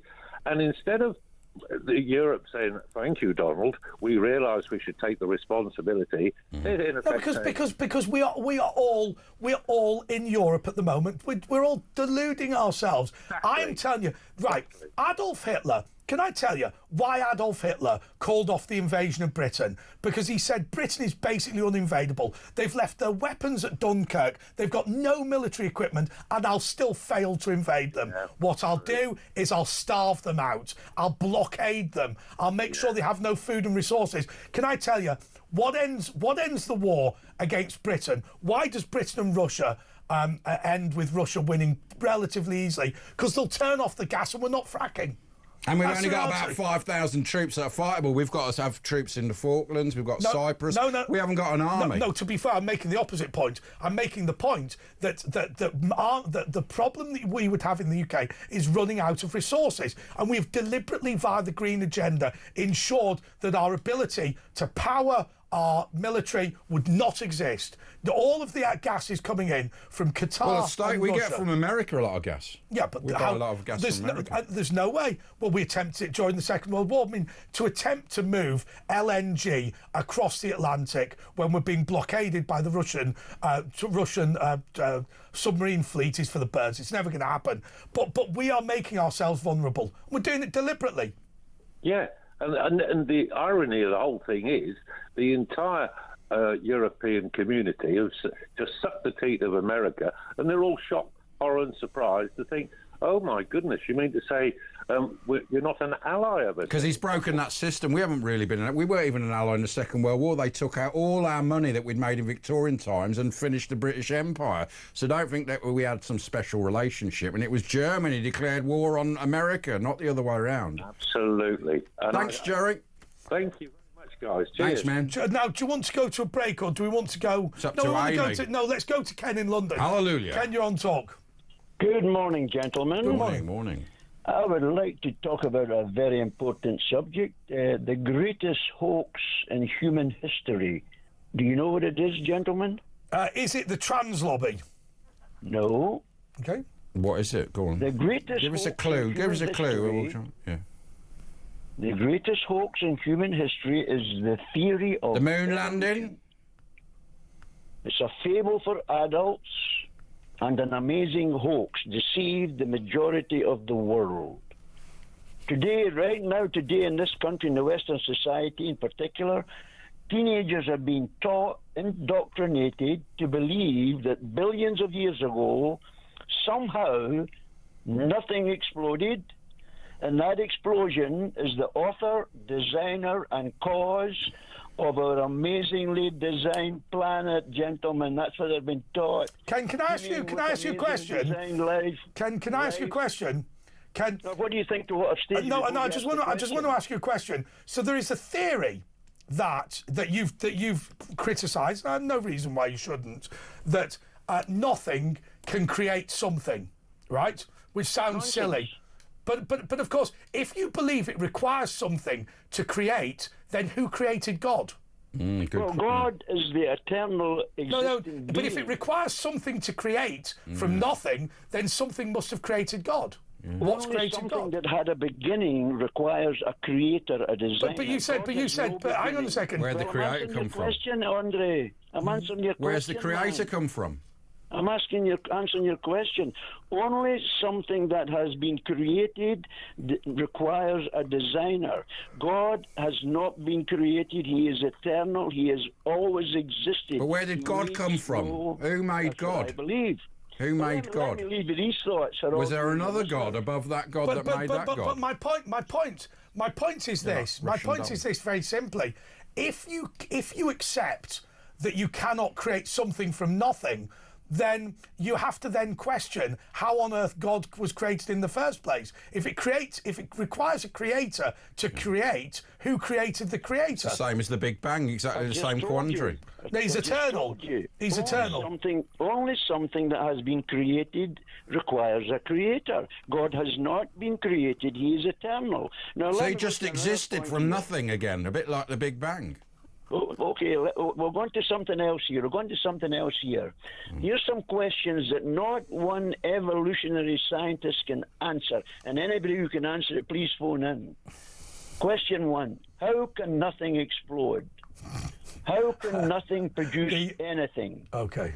What is the origin of life? Then there's a question to ponder. It's too early in the morning to be fair. What is the origin of life? Ken, thank you so much. Ken, thank you so much for your call. If you can answer that, well, give us a ring, 0344499. The answer is they believe it's a large crack in kinetic energy. Okay, but we will be back straight after this break.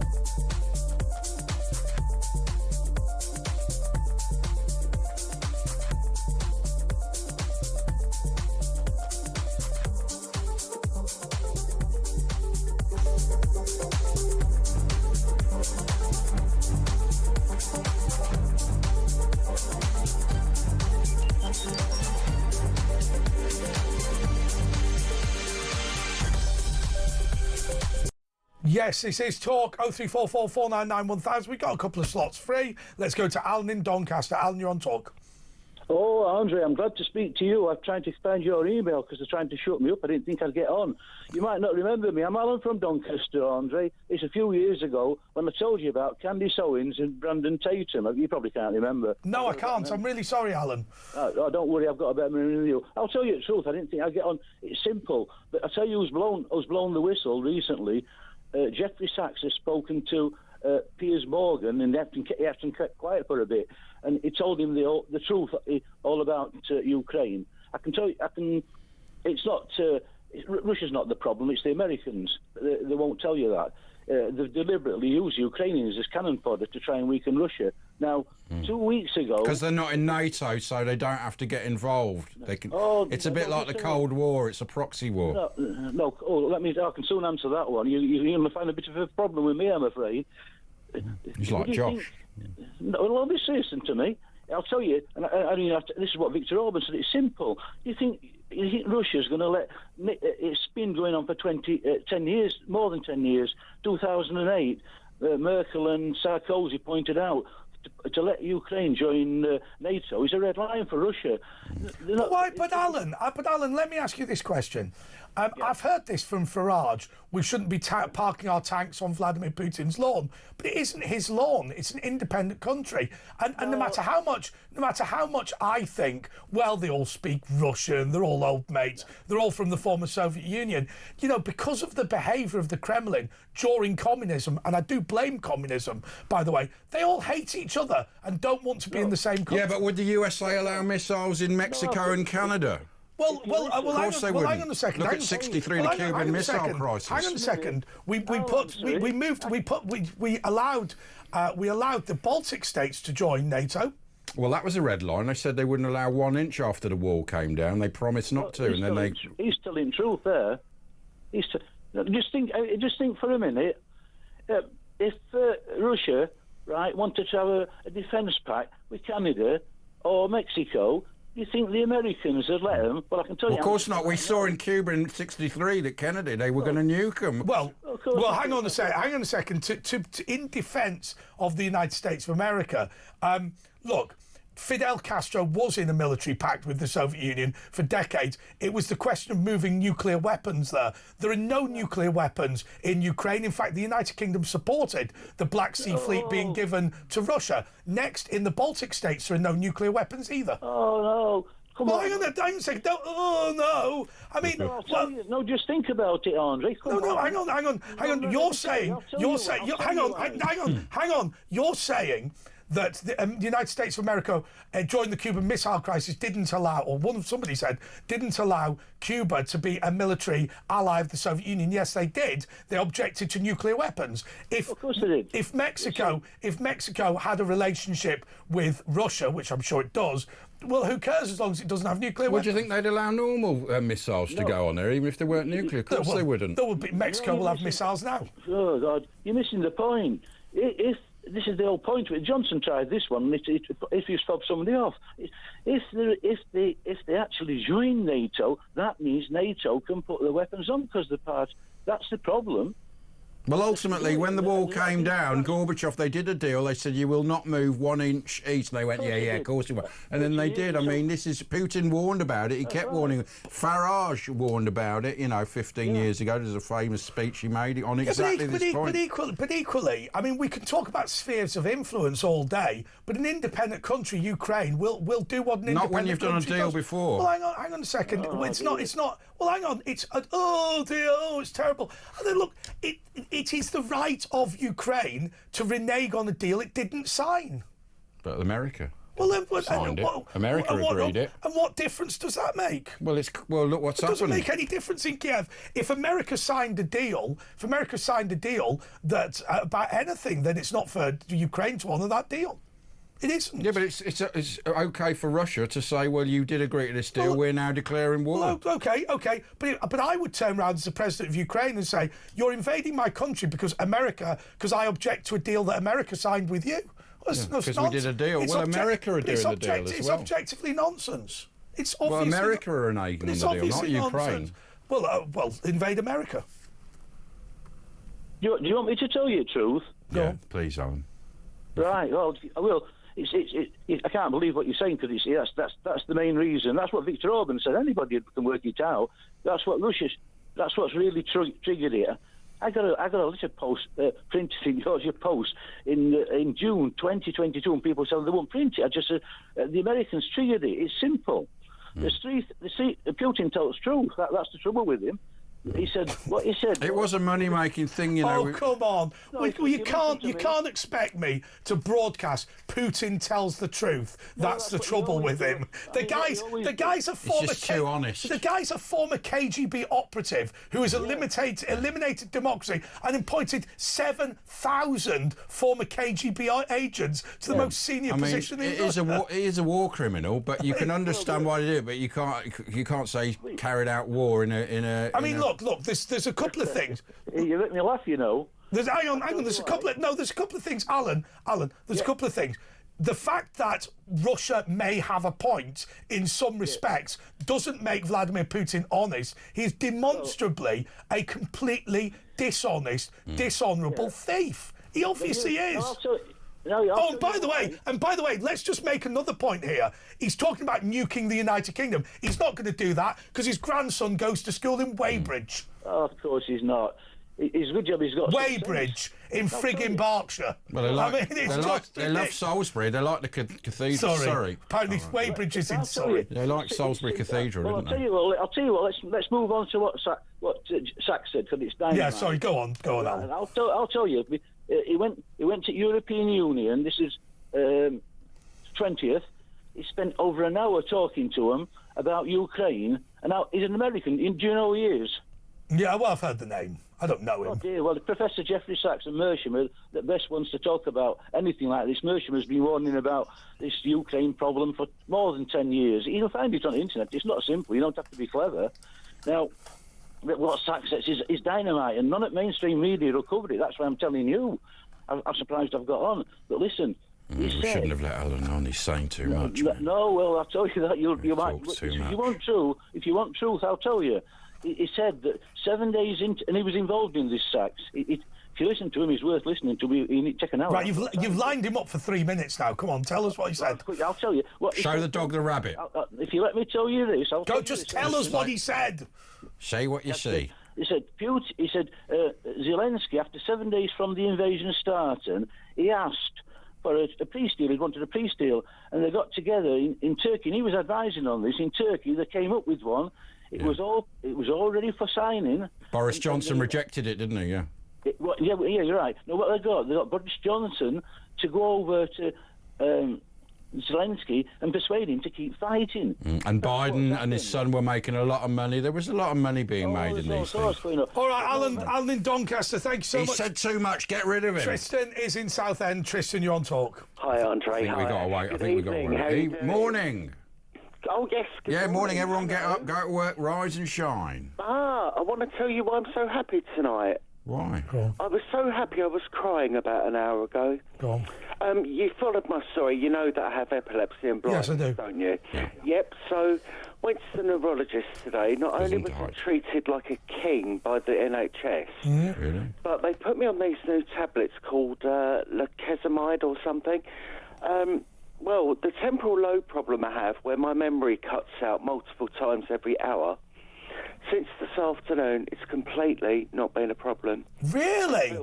So bits of your brain that you believed had been shut off forever have actually started reopening. Yeah, and the weird thing, Andre. Can I ask you then about the sight? Yeah, the sight's still in trouble. But tell us what do you mean by your memories were? Tell us how this manifests, because I'm trying to get my head around that. With temporal lobe epilepsy, the left-hand side of the brain, as I understand it, stops communicating temporarily with the right side of the brain. Mm-hmm. And it causes blackouts and stops your breathing. Short-term memory problems, yeah? That's it, yeah. But the mad thing is, after 31 years, they think they know what's causing it. No. This is amazing. Seriously. So you can now, this happened today? It's happened as soon as you today. started taking it, it started working? It started working, but they think all these years my immune system has been attacking my brain.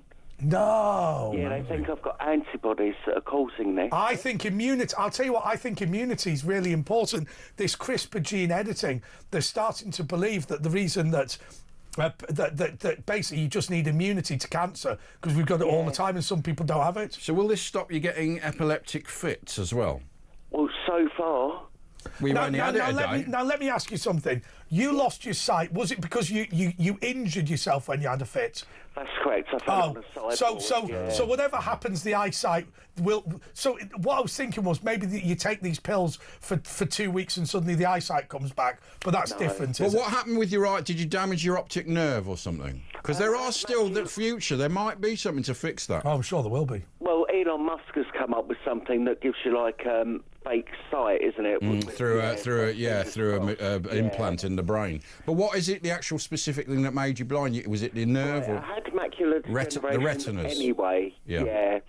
And I walloped my face on a side so it collapsed forwards instead of backwards. Oh no! And I just hit it. Yeah. So there may be a future through, donations of someone else. There may be, or stem cell technology. There's a lot of things happening. I'm sure there'll be something. I'm sure there will. I will see again in my lifetime, Ash, and I'm very happy. I think you will as well. So it's interesting because I don't think what you're saying is a pipe dream, but you are convinced your sight will come back because technology will move on, are you? Yeah, absolutely. Already is, isn't it? Yeah. I think you're right. But I can understand why somebody might be just forgive the turn of phrase. It's not intended to be a pun. How somebody might be blindly optimistic about that. Yeah, you say that, but you know what, Andre? I believe. No, I think you're right. I think you're right. It will happen, believe me. But I'm so happy today. I do think the one mistake you made was being a tour guide. I think that might have been a bit much. That might have been a bit. That might have been a bit much. But they looked after me at that job, and